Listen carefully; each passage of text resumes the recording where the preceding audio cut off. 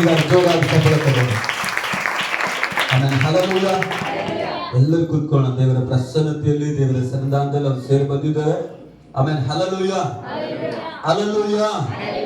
Okay okay. ಸಮಯದಲ್ಲಿ ನಾವು ನೇರವಾಗಿ ವಾಕ್ಯದ ಭಾಗಕ್ಕೆ ಹೋಗೋಣ. ಕೀರ್ತನೆಗಳು 46ನೇ ಅಧ್ಯಾಯದ 1ನೇ ವಚನವನ್ನ ಧ್ಯಾನ ಮಾಡೋಣ. ಆಮೇಲೆ ಹಲ್ಲೆಲೂಯಾ. ಒಂದು ನಿಮಿಷ ನನ್ನ ಕಡೆ ಗಮನಿಸ್ರಿ. ನನ್ನ ಹೆಸರು ಅಭಿಷೇಕ್ ಅಂತೇಳಿ. ನಮ್ಮದು ಬಳ್ಳಾರಿ ಡಿಸ್ಟಿಕ್ ಕಂಪ್ಲಿ ತಾಲೂಕು ಒಂದು ಹಳ್ಳಿಯಲ್ಲಿ, ಹೊಸ ನೆಲ್ಲುಡಿ ಅನ್ನುವಂತಹ ಹಳ್ಳಿಯಲ್ಲಿ ನಮ್ಮ ಜನನ ಆಯ್ತು. ಅಲ್ಲಿ ಹುಟ್ಟಿ ಬೆಳೆದಿದ್ದು ಕೂಡ. ಆಮೇಲೆ ಹಲ್ಲೆಲೂಯಾ. 2011ರಲ್ಲಿ ಎಲ್ಶಡೈ ಮಿನಿಸ್ಟ್ರಿ ಮುಖಾಂತರ ಅಲ್ಲಿ ತರಬೇತಿ ಹೊಂದಿ ನಾವು ಟೀಮ್ ಆಗಿ ಬೀದರ್ ಪ್ರಾಂತ್ಯಕ್ಕೆ ಬಂದಿದ್ವಿ. ಆಮೇಲೆ ಹಲ್ಲೆಲೂಯಾ. ಮತ್ತೆ ಅದಾದ ನಂತರ ಸೇವೆಗೆ ಬಂದು 3 ವರ್ಷ ಆದ ನಂತರ ಮದುವೆ ಆಯ್ತು. ಈ ಕುಟುಂಬದೊಂದಿಗೆ ಸೇರಿ ಸುಮಾರು 14 ವರ್ಷಗಳ ಕಾಲ ಆಯ್ತು ಸೇವೆಯಲ್ಲಿ ನಾವು ಕಳೀಲಿಕ್ಕೆ. ಆಮೇಲೆ ಹಲ್ಲೆಲೂಯಾ, ಹಲ್ಲೆಲೂಯಾ. ಉತ್ತಮವಾಗಿ ದೇವರು ಕೃಪೆಯಿಂದ ಸೇವೆಯಲ್ಲಿ ನಡೆಸ್ತಾ ಇದ್ದಾರೆ. ಅನೇಕ ಸೇವಕರು ಹೇಳಿದಂತೆ ಅನೇಕ ಹೋರಾಟಗಳ ಮಧ್ಯದಲ್ಲಿ, ಸಮಸ್ಯೆಗಳ ಮಧ್ಯದಲ್ಲಿ, ಎಲ್ಲ ಮಧ್ಯದಲ್ಲಿ ದೇವರು ಸೇವೆಯಲ್ಲಿ ನಮ್ಮನ್ನು ನಡೆಸ್ತಾ ಬರ್ತಾ ಇದ್ದಾರೆ. ಆಮೇಲೆ ಹಲ್ಲೆಲೂಯಾ, ಹಲ್ಲೆಲೂಯಾ, ಹಲ್ಲೆಲೂಯಾ. ಚರ್ಚ್ ಅಂದ್ರೆ, ಸಭೆ ಅಂದ್ರೆ ಒಂದು ಕುಟುಂಬ. ಅರ್ಥ ಆಗ್ತಿದೆನಾ? ಅಣ್ಣ ತಮ್ಮಂದ್ರು, ಅಕ್ಕ ತಂಗಿಯರು, ತಂದೆ ತಾಯಿಗಳೆಲ್ಲ ಇರ್ತಾರೆ. ಇವರೆಲ್ಲ ಇದ್ದಾಗ ಜಗಳಗಳು ಕಾಮನೆ. ಅರ್ಥ ಆಗ್ತಿದೆನಾ? ಮನಸ್ಸುಗಳು ಕಾಮನೆ. ಇವೇನು ಸ್ಪೆಷಲ್ ಆಗಿ ದೇವ್ರ ಮಕ್ಕಳು, ನಾವು ದೇವದೂತರಲ್ಲ. ಓಕೆನಾ? ದೇವ್ರ ಮಕ್ಕಳಾಗಿದ್ದೇವೆ. ನಾವು ಸಭೆ ಅಂದಾಗ ಒಂದು ಕುಟುಂಬವಾಗಿದ್ದೇವೆ. ಜಗಳಗಳು ಬರ್ತಾ ಇರ್ತವೆ, ಹೋಗ್ತಾ ಇರ್ತವೆ. ಹಲ್ಲೆಲೂಯಾ. ನಿಮ್ಮ ಮಗ ನಿಮ್ಮ ಹತ್ರ ಯಾವಾಗಾದ್ರೂ ಜಗಳ ಆಡದಂತ ಅವ್ನ ಮನೆಯಿಂದ ಹೊರಗೆ ಹಾಕಿದ್ರೆ, ಅಥವಾ ನೀವು ನಿಮ್ಮ ಮನೆಯನ್ನು ಬಿಟ್ಟು ದೂರ ಹೋಗಿದ್ದಾನೆ ಅಷ್ಟೇ. ಸೇವಕರ ಜೊತೆಗೆ ಈ ರೀತಿಯಲ್ಲಿ ಆಗ್ತಾ ಇರ್ತವೆ. ಸೇವಕರ ಜೊತೆಗೆ ಆಗ್ತಾ ಇರ್ತಾವ ಅಂತೇಳಿ ಯಾವತ್ತಿಗೂ ಚರ್ಚೆ ಬಿಟ್ಟು ಹೋಗ್ಬಾರ್ದು. ಓಕೆನಾ? ಸಭೆ ಬಿಟ್ಟು ಇನ್ನೊಂದು ಸಭೆ ಹೋಗೋದು, ಇನ್ನೊಬ್ಬ ತಂದೆಯನ್ನು ಹುಡುಕೋದು, ಇನ್ನೊಂದು ಸ್ವಾಮಿನ ಹುಡುಕೋದು, ಇನ್ನೊಬ್ಬ ಹೆಂಡತಿ ಹುಡುಕೋದು, ಇನ್ನೊಬ್ಬ ಗಂಡನ ಹುಡುಕೊಂಡು ಹೋಗ್ಬಾರ್ದು. ಹಲ್ಲೆಲೂಯಾ. ಅರ್ಥ ಆಗ್ತದೆ ನಾನು ಹೇಳೋದು? ಸಭೆ ಬಿಟ್ಟು ಬೇರೆ ಸಭೆಗೆ ಹೋದ್ರೆ ಆತರ. ಹಲ್ಲೆಲೂಯಾ. ಕುಟುಂಬದ ಮೇಲೆ ಸಮಸ್ಯೆ ಬರ್ತಿರ್ತವೆ, ಆಗ್ತಿರ್ತವೆ. ಪ್ರಾರ್ಥನೆಯಿಂದ ಒಂದಾಗಿ ಒಗ್ಗಟ್ಟಾಗಿ ಮುಂದೆ ಸಾಗ್ತಾ ಇರ್ಬೇಕು. ಆಮೇಲೆ ಹಲ್ಲೆಲೂಯಾ. ಓಕೆ, ಕರ್ತ ನಮಗೆ ಸ್ತೋತ್ರವಾಗ್ಲಿ. ಈ ಸಮಯದಲ್ಲಿ ನಾವು ವಾಕ್ಯದ ಭಾಗಕ್ಕೆ ಹೋಗೋಣ. ಈಗ ಹಾಡಾಡಿದ್ದೇವೆ ನಾವು, ದೇವರು ನನಗೆ ಆಶ್ರಯ ದುರ್ಗ. ನೋಡು, ಆಶ್ರಯ ದುರ್ಗ ಅಂತ ಆ ಒಂದು ಶಬ್ದ ಕೇಳ್ತಾ ಇರುವಾಗ್ಲೇ ಎಷ್ಟೋ ನೆಮ್ಮದಿ, ಎಷ್ಟೋ ಸಂತೋಷ ಆಗುತ್ತೆ. ಆಮೇಲೆ ಹಲ್ಲೆಲೂಯಾ. ಅರ್ಥ ಆಗ್ತಿದೆನಾ? ಏನಾಗಿದೆ? ದೇವರು ನಮಗೆ ಆಶ್ರಯ ದುರ್ಗವಾಗಿದ್ದಾರೆ. ಉತ್ತರ ಯಾರಾದ್ರೂ ವಾಕ್ಯ ಓದಿ. ದೇವರು ನಮಗೆ ಆಶ್ರಯ ದುರ್ಗವಾಗಿದ್ದಾನೆ. ದೇವರು ನಮಗೆ ಆಶ್ರಯ ದುರ್ಗವಾಗಿದ್ದಾನೆ. ಆತನು ಇಕ್ಕಟ್ಟಿನಲ್ಲಿ ನಮಗೆ ವಿಶೇಷ ಸಹಾಯಕನು. ಆತನು ಇಕ್ಕಟ್ಟಿನಲ್ಲಿ ನಮಗೆ ವಿಶೇಷ ಸಹಾಯಕನು ಎಂಬುದಾಗಿ ವಾಕ್ಯ ಹೇಳುತ್ತೆ. ಹಲ್ಲೆಲೂಯಾ. ಎಚ್ಚರವಾಗಿರಲ್ಲ. Hallelujah, hallelujah. ಓಕೆ, ನಾನು ನಿಧಾನವಾಗಿ ವಾಕ್ಯ ಹೇಳ್ತಾ ಹೋಗ್ತೀನಿ, ನೀವು ಚೆನ್ನಾಗಿ ಕೇಳ್ತಾ ಹೋಗ್ಬೇಕು. ಓಕೆನಾ? ನಾವು ಹೇಳ್ತಾ ಹೋಗ್ತೀವಿ, ನೀವು ಕೇಳ್ತಾನೆ ಹೋಗ್ಬೇಕು. ಹಾಗಾದ್ರೆ ಇಲ್ಲಿ ಗಮನಿಸ್ರಿ, ಇದು ಅನೇಕ ಸಾರಿ ನಾವು ಕೀರ್ತನೆ ಭಾಗದಲ್ಲಿ ಓದಿದ್ದೇವೆ. ಇದು ನಮಗೆ ಬಾಯ್ಪಟ್ಟಿರುವಂತ ವಚನವಾಗಿದೆ. ಇದು ನಮಗೆ ಗೊತ್ತಿರತಕ್ಕಂತ ವಾಕ್ಯವಾಗಿದೆ. ಆದ್ರೂ ಇದನ್ನ ನಾವು ಸ್ವಲ್ಪ ಧ್ಯಾನ ಮಾಡೋಣ ಪ್ರಿಯರೇ.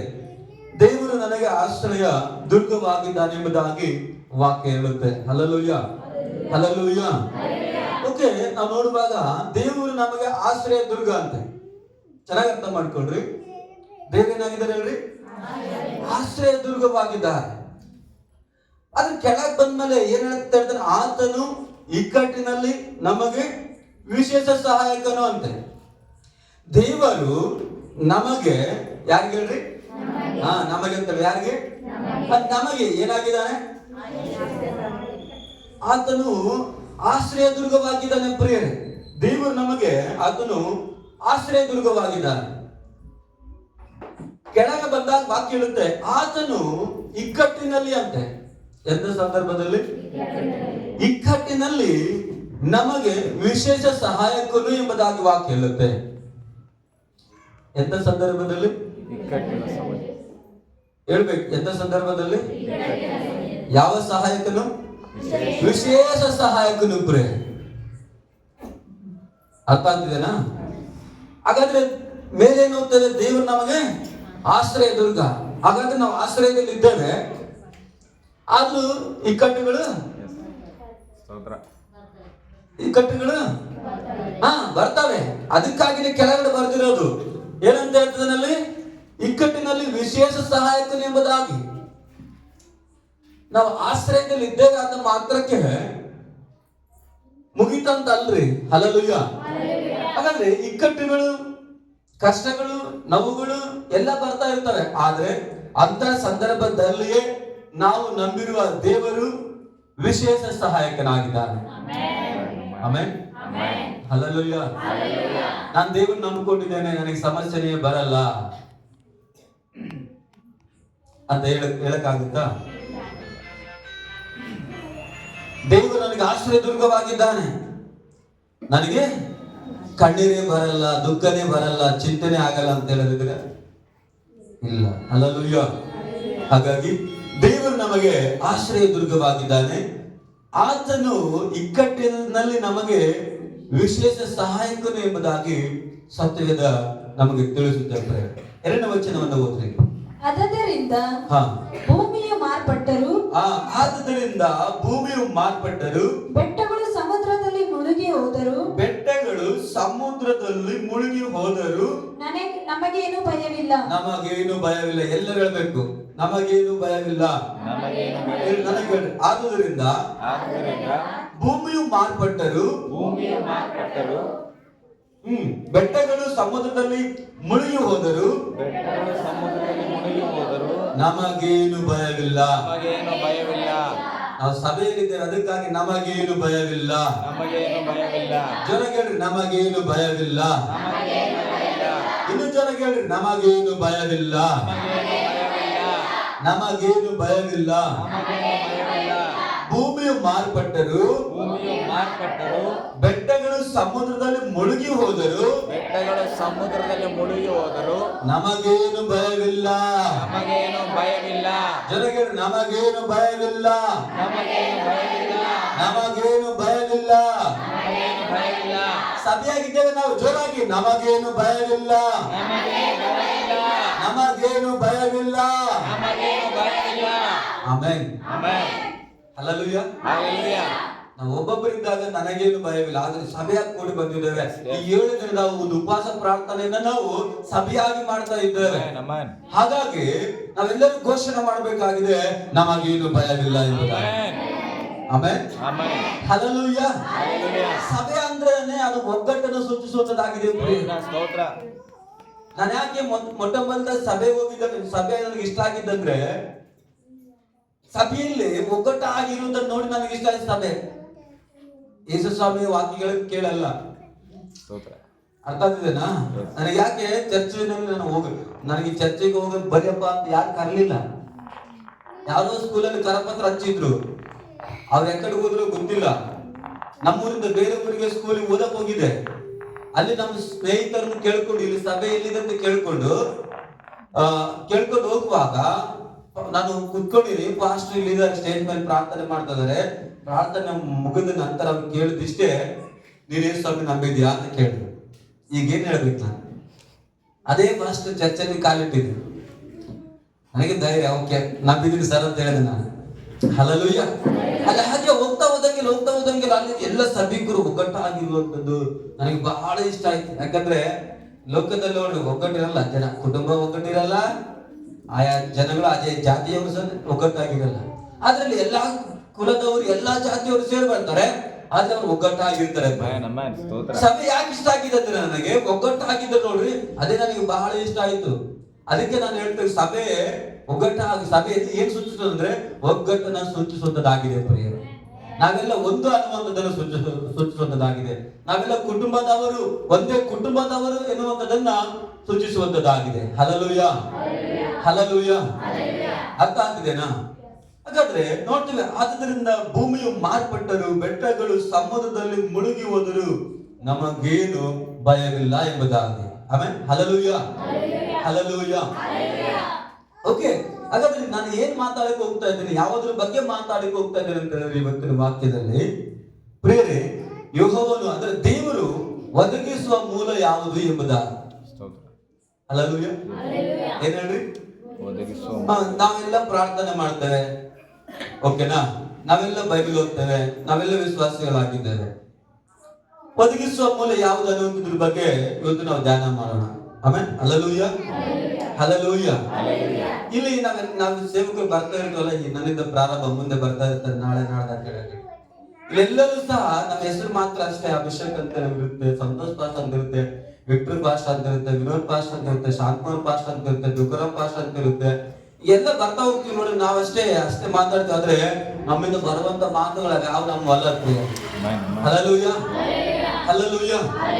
ಇಲ್ಲಿ ಬರ್ತಿರ್ಬೋದು, ಅಭಿಷೇಕ್ ಪಾಸ್ಟ್ ಬರ್ತಿರ್ಬೋದು, ವಿಕ್ಟರ್ ಪಾಸ್ಟ್ ಬರ್ತಿರ್ಬೋದು, ವಿನೋದ್ ಪಾಸ್ಟ್ ಯಾರೇ ಬರ್ತಾ ಇರ್ಲಿ, ನೀವು ಆಲೋಚನೆ ಈ ರೀತಿಯಲ್ಲಿ ಮಾಡಕ್ ಹೋಗ್ಬೇಡ್ರಿ. ಇವರಿಂದ ಇವರು ಸ್ವಂತ ಬುದ್ಧಿಯಿಂದ ಅಥವಾ ಸ್ವಂತ ಜ್ಞಾನ ಹೇಳ್ತಾರೆ ಅಂತೇಳಿ ಅದು ಯಾವ್ದು ನಡೆಯಲ್ಲ. ಇಲ್ಲಿ ದೇವರ ಆತ್ಮನಿಂದನೇ ಅವರೆಲ್ಲ ನಡೆಸಲ್ಪಡ್ತಾರೆ. ಆಮೇಲೆ ಹಲ್ಲೆಲೂಯಾ, ಹಲ್ಲೆಲೂಯಾ. ಯಾಕಂದ್ರೆ ನಿಮ್ಮ ಬಗ್ಗೆ ತಿಳ್ಕೊಂಡಿರುವವರು ನಾವಲ್ಲ, ನಾವಿದೆ ನಿಮಗೆ ಫಸ್ಟ್ ನೋಡ್ತಾ ಇರೋದು. ನಿಮ್ ಕುಟುಂಬಕ್ಕೆ ನಾವು ಬರ್ಲಿಲ್ಲ, ಯಾರು ಸಹ ಬರ್ಲಿಲ್ಲ. ಆದ್ರೆ ನಿಮ್ಮ ಕುಟುಂಬಕ್ಕೆ ಬಂದಿರುವ ಆತನು, ನಿಮ್ಮನ್ನು ನೋಡಿರುವ ಆತನು, ನಿಮ್ಮ ಜೊತೆ ಸಹವಾಸದಲ್ಲಿ ಇರುವ ಆತನು ನಮ್ಮೊಳಗಿದ್ದಾನೆ. ಹಲ್ಲೆಲೂಯಾ. ಹಾಗಾಗಿ ಪ್ರಿಯ ದೇವರ ಮಕ್ಕಳೇ, ನಿಮಗೆ ಕುರಿತಾಗಿ ಆತನ ಖಂಡಿತವಾಗಿ ಮಾತಾಡ್ತಾರೆ. ಆಮೇಲೆ ಹಲ್ಲೆಲೂಯಾ. ಓಕೆ, ದೇವರ ನಾಮಕ್ಕೆ ಸ್ತೋತ್ರವಾಗ್ಲಿ. ಈ ಸಮಯದಲ್ಲಿ ನಾವು ವಾಕ್ಯದ ಕಡೆಗೆ ಹೋಗೋಣ, ಆದಿಕಾಂಡಕ್ಕೆ ಬರೋಣ. ಆದಿಕಾಂಡದಲ್ಲಿ ಆದಿಕಾಂಡ 22ನೇ ಅಧ್ಯಾಯದ 14ನೇ ವಚನವನ್ನು ನಾವು ಓದೋಣ.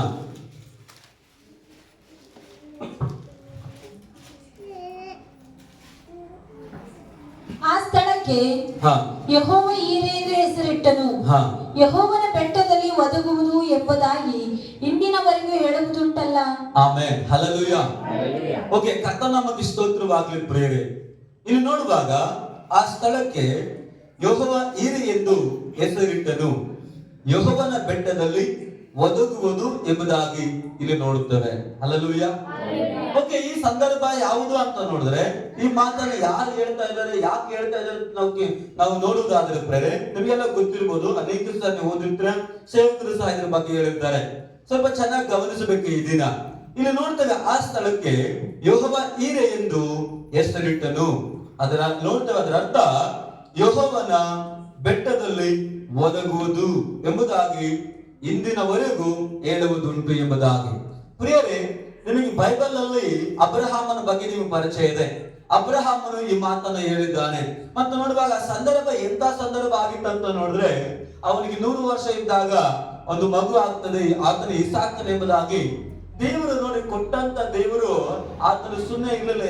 ಯಾಕಂದ್ರೆ ತನ್ನ ಸೇವಕನನ್ನ ಪರೀಕ್ಷೆ ಮಾಡ್ತಾ ಹೋದನು. ಪ್ರಿಯರೇ, ಈಗ ಮಗನು ಹುಟ್ಟಿದ ನಂತರ ಅವನ ಪ್ರೀತಿ ಮಗನ ಮೇಲೆ ಇದೆಯೋ ಅಥವಾ ದೇವರ ಮೇಲೆ ಇದೆಯೋ? ಹಾಗಾಗಿ ದೇವರು ಏನ್ ಮಾಡ್ತಿದ್ದಾನೆ ಅಂತ ನೋಡಿದ್ರೆ, ಅವನ ಮನಸ್ಸನ್ನ, ಆತನ ಹೃದಯವನ್ನ ಪರೀಕ್ಷೆ ಮಾಡುವುದಕ್ಕಾಗಿ ಹೋಗ್ತಾನೆ. Hallelujah, hallelujah. ನಮ್ಮ ಜೀವಿತದಲ್ಲಿ ಸಹ ಇದೆ ನಡೀತಿ ಕೆಲವು ಸಾರಿ.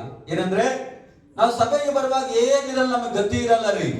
ನಮ್ಮ ಸಭೆಗೆ ಇಷ್ಟ ಪ್ರಾರಂಭದಲ್ಲಿ ಬಂದಾಗ ಏನೋ ಒಂದು ರೋಗದಿಂದನೋ, ಮಾಟ ಮಂತ್ರದಿಂದನೋ, ದೆವ್ವಗಳಿಂದನೋ, ಕಷ್ಟದಿಂದನೋ, ಸಾಲದಿಂದನೋ ಬರ್ತಾ ಇರ್ತೇವೆ. ನಾವು ಬಂದ ನಂತರ 1 ವರ್ಷ ಆಗುತ್ತೆ, 2 ವರ್ಷ ಆಗುತ್ತೆ, 3 ವರ್ಷ ಆಗುತ್ತೆ. ಈಗ ವರ್ಷಗಳು ಕಳೆದು ಹೋದಂಗೆಲ್ಲ ನಮ್ಮನ್ನು ಕರೆದ ದೇವರು, ಆತನು ಸುಮ್ಮನೆ ಇರುವಂತ ದೇವರಲ್ಲ, ಆತನು ನಮಗೆ ಬೇಕಾದಂತದನ್ನೆಲ್ಲವನ್ನ ಒದಗಿಸ್ತಾ ಹೋಗ್ತಾ ಇರ್ತಾರೆ ಪ್ರೇರೆ. ಆತನು ಒದಗಿಸ್ತಾ ಇರ್ತಾರೆ ಪ್ರಿಯ ದೇವರ ಮಕ್ಕಳೇ. ಅದು ಮಕ್ಕಳಾಗಿರ್ಬೋದು, ಅದು ಹಣವೇ ಆಗಿರ್ಬೋದು, ಕೆಲಸ ಆಗಿರ್ಬೋದು, ಏನೇ ಆಗಿರ್ಬೋದು, ನಮ್ಮ ಅಗತ್ಯಕ್ಕೆ ತಕ್ಕಂತೆ ದೇವರು ಒದಗಿಸ್ತಾ ಹೋಗ್ತಾರೆ. Hallelujah, hallelujah. ಒದಗಿಸಿದ ದೇವರು ಅವಾಗ ಏನ್ ಮಾಡ್ತಾನಂದ್ರೆ, ನನ್ನ ಮೇಲೆ ಪ್ರೀತಿ ಇದೆಯಾ, ನಾನು ಕೊಟ್ಟಂತ ಆಸ್ತಿ ಮೇಲೆ, ನಾನು ಕೊಟ್ಟಂತ ಆಶೀರ್ವಾದದ ಮೇಲೆ ಪ್ರೀತಿ ಇದೆ ಅಂತೇಳಿ ಅನೇಕ ಸಾರಿ ನಮ್ಮನ್ನ ಪರೀಕ್ಷೆ ಮಾಡ್ತಾ ಇದ್ದಾರೆ. Hallelujah, hallelujah. ಹಾಗಾದ್ರೆ ಒಬ್ಬ ದೇವರ ಮನುಷ್ಯ, ದೇವರ ಮಗ ಸಭೆಗೆ ಬರ್ತಾ ಹೋದಂಗೆಲ್ಲ ನಾವು ನಮ್ಮ ಜೀವಿತದಲ್ಲಿ ನಮ್ಮ ಹೃದಯ ಪರೀಕ್ಷೆ ಮಾಡ್ತಾ ಹೋಗ್ಬೇಕು ಪ್ರೇರೆ. ನನ್ನ ಒಂದು ಪ್ರೀತಿ ದೇವರ ಮೇಲೆ ಇದೆಯಾ ಅಥವಾ ದೇವರು ಕೊಟ್ಟಂತ ಆಶೀರ್ವಾದದ ಮೇಲೆ ಇದೆಯಾ? ನನ್ನ ಒಳಗಿರ್ತಕ್ಕಂಥ ಪ್ರೀತಿ ದೇವರ ಮೇಲೆ ನಿಖರವಾಗಿದೆಯಾ ಅಥವಾ ತಪ್ಪಿ ಹೋಗಿದೆಯಾ?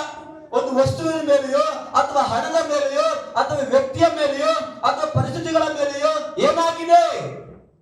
ಇದನ್ನ ಸಭೆಯ ಮಕ್ಕಳು ಪರೀಕ್ಷೆ ಮಾಡ್ತಾನೆ ಹೋಗಬೇಕು ಪ್ರಿಯರೇ. ಯಾಕಂದ್ರೆ ಅಬ್ರಹಾಮನನ್ನ ಕರೆದ ದೇವರು ನಂಬಿಗಸ್ತನು. ಅಬ್ರಹಾಮನು ಆತನು ಕರೆದಾಗ ತನ್ನ ಮನೆಯನ್ನ, ಊರನ್ನ ಎಲ್ಲದನ್ನು ಬಿಟ್ಟು ಬಂದನು ಪ್ರಿಯರೇ. ಆತನು ಬರಿಗೈಲಿ ಬಂದಂತ ಅಬ್ರಹಾಮನ ದೇವರು ದೊಡ್ಡ ಶ್ರೀಮಂತನಾಗಿ ಮಾಡಿದನು. ಅದಾದ ನಂತರ ಆತನಿಗೆ ಮಗುವನ್ನು ಸಹ ಕೊಟ್ಟನು. ಅದಕ್ಕಾಗಿ ಮತ್ತು ನೋಡುವಾಗ ಮಗುವನ್ನು ಕೊಟ್ಟ ನಂತರ ಆತನು ಏನ್ ಮಾಡಿದನಂದ್ರೆ ಅಬ್ರಹಾಮನನ್ನ ಪರೀಕ್ಷಿಸಲಿಕ್ಕೆ ಪ್ರಾರಂಭಿಸ್ತಾರೆ. ಅವಾಗ ಕೇಳಿದನು, ಅಬ್ರಹಾಮನೇ ಅಂತ ಕೂಗುವಾಗ ಈತನು ದೇವರ ಕೂಗಿಗೆ ಮೊರೆ ಕೊಡ್ತಾನೆ. ಏನ್ ಮಾಡಂತಂದ್ರೆ, ಆ ಮೋರಿಯ ಬೆಟ್ಟದಲ್ಲಿ ನಿನ್ನ ಮಗನಾಗಿರ್ತಕ್ಕಂಥ ಇಸ್ಸಾಕನಿಗೆ ತೆಗೆದುಕೊಂಡು ಹೋಗಿ ನನಗಾಗಿ ಬಲಿ ಕೊಡ್ತೀಯಾ ಅಂತ ಕೇಳ್ತಾನೆ. ಮರು ಮಾತಾಡದೆ ಹಿಂತಿರುಗಿ ಯಾಕೆ ನಾನು ಕೊಡಬೇಕು ದೇವರೇ? ಇಷ್ಟು ಲೇಟ್ ಆಗಿ ಕೊಟ್ಟಿದೀಯಾ? ಇಂಥ ಮುದಿ ವಯಸ್ಸಿನಲ್ಲಿ ಕೊಟ್ಟಿದೀಯಾ? ಯಾಕೆ ಕೊಡಬೇಕಂತ ಆತನು ಕೇಳಲಿಲ್ಲ. Hallelujah, hallelujah. 8 ದಿವಸ ಹೇಳ್ದಲ್ಲ ಗೊತ್ತಿಲ್ಲ, ಆಗ ತಗೊಂಡೋಗ್ಬಿಡ್ತಾನಂತೆ. ಆಳುಗಳನ್ನು ಕರ್ಕೊಂಡು ಹೋಗ್ತಾನೆ. ಕತ್ತೆ ಮೇಲೆ ತೆಗೆದುಕೊಂಡು ಹೋಗಿ ಎಲ್ಲ ಸೇವಕರನ್ನ ಕೆಳಗಡೆ ನಿಂದಿರಿಸಿ ಬೆಟ್ಟವನ್ನು ಹತ್ತಾ ಇರ್ತಾರೆ. ನಿಮ್ಗೆ ಅನೇಕ ಸೇವಕರು ಇರ್ತಾರೆ, ಗಮನವಾಗಿಟ್ಟು ಕೇಳ್ರಿ. ಹೋಗ್ತಾ ಇರ್ಬೇಕಾದ್ರೆ ಅಲ್ಲಿ ನಡೀತಕ್ಕಂಥ ಸಂಗತಿ ಮಗ ಕೇಳ್ತಾನೆ. ಡೌಟ್ ಬರುತ್ತೆ, ನಮ್ಮಪ್ಪ ಹುಚ್ಚಿದನಾ? ಎಲ್ಲ ಇದೆ, ಬೇಕಿದೆ, ಕಟ್ಗೆ ಇದೆ, ಎಲ್ಲ ತಗೊಂಡನೆ, ಮಚ್ಚ ತಗೊಂಡನೆ, ಎಲ್ಲ ತಗೊಂಡನೆ. ಯಜ್ಞ ಮಾಡಕ್ ಹೋಗೋಣ ಅಂತ ಹೇಳ್ತಾನೆ, ಬೇಕಾದಂತ ಕುರಿನೇ ಇಲ್ಲ. ಹಲ್ಲೆಲೂಯಾ.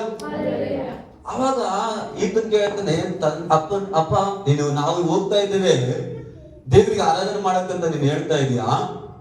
ಯಜ್ಞ ಮಾಡೋದಕ್ಕಂತ ಹೇಳ್ತಾ ಇದೀಯಾ? ಏನ್ ಮನೇಲಿ ಮರ್ತು ಬಂದಿದ್ಯಾ? ಹೆಂಗ್ ಬಂದಿದ್ಯಾ ನೀನು?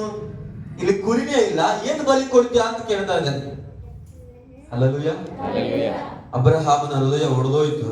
ಯಾಕಂದ್ರೆ ಅಬ್ರಹಾಮನಿಗೆ ಮಾತ್ರನೇ ಗೊತ್ತಿರೋದು ಯಜ್ಞದ ಕುರಿ ನನ್ನ ಬಾಜುನೇ ಇದೆ ಅಂತೆ. ಹಲ್ಲೆಲೂಯಾ.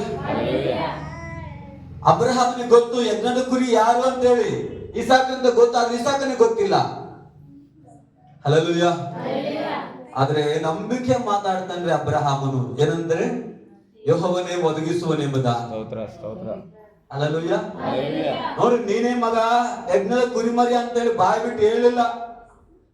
ಯೆಹೋವನು ಒದಗಿಸುವನಂತ ಹೇಳ್ತಾನೆ ಪ್ರಿಯರೇ. ಹಲ್ಲೆಲೂಯಾ. ಅದಾದ ನಂತರ ಅವರು ಹೋಗ್ತಾರೆ. ಓಕೆ, ಏನೋ ಮಾಡಪ್ಪ ನೀನು ಅಂತೇಳಿ ಹೋಗ್ಬಿಟ್ರ ಮೇಲೆ ಹೋದ ನಂತರ ಏನಾಗ್ತದೆ ಅಂತ ನೋಡಿದ್ರೆ, ಸಮಯ ಬಂತು, ಕೈ ಕಾಲು ತಗೊಂಡು ಕಟ್ಟೆ ಹಾಕ್ಬಿಡ್ತಾನೆ. ಕಟ್ಟೆ ಹಾಕಿ ನೋಡ್ರಿ ಎಲ್ಲ ರೆಡಿ ಮಾಡಿದಂತ ಆ ಒಂದು ಕಟ್ಟಿಗೆ ಮೇಲೆ ಇಡ್ತಾನೆ. ಇನ್ನೇನು ದೇವರ ವಾಗ್ದಾನ, ದೇವರಿಗೆ ಮಾತು ಕೊಟ್ಟಿದ್ದಾನೆ ಅಬ್ರಹಾಮನು. ಆ ಮಾತನ್ನು ನೆರವೇರಿಸುವುದಕ್ಕಾಗಿ ಚಾಕು ತಗೊಂಡು ಅವನ ಸಾಯಿಸೋದಕ್ಕಾಗಿ ಹೋಗ್ತಾನೆ. ಹೋಗುವಂತ ಸಂದರ್ಭದಲ್ಲಿ ಆಕಾಶದಿಂದ ಒಂದು ಶಬ್ದ ಬರುತ್ತೆ, ಅಬ್ರಹಾಮನೇ, ಅಬ್ರಹಾಮನೇ, ನಿನ್ನ ಮಗನಾಗಿರ್ತಕ್ಕಂಥ ಇಸಾಕನ ಮೇಲೆ ಕೈ ಎತ್ತಬೇಡ ಎಂಬುದಾಗಿ. Hallelujah, hallelujah. ಕೊಟ್ಟ ದೇವರು ಕಸ್ಕೊಳ್ಳಲ್ರಿ.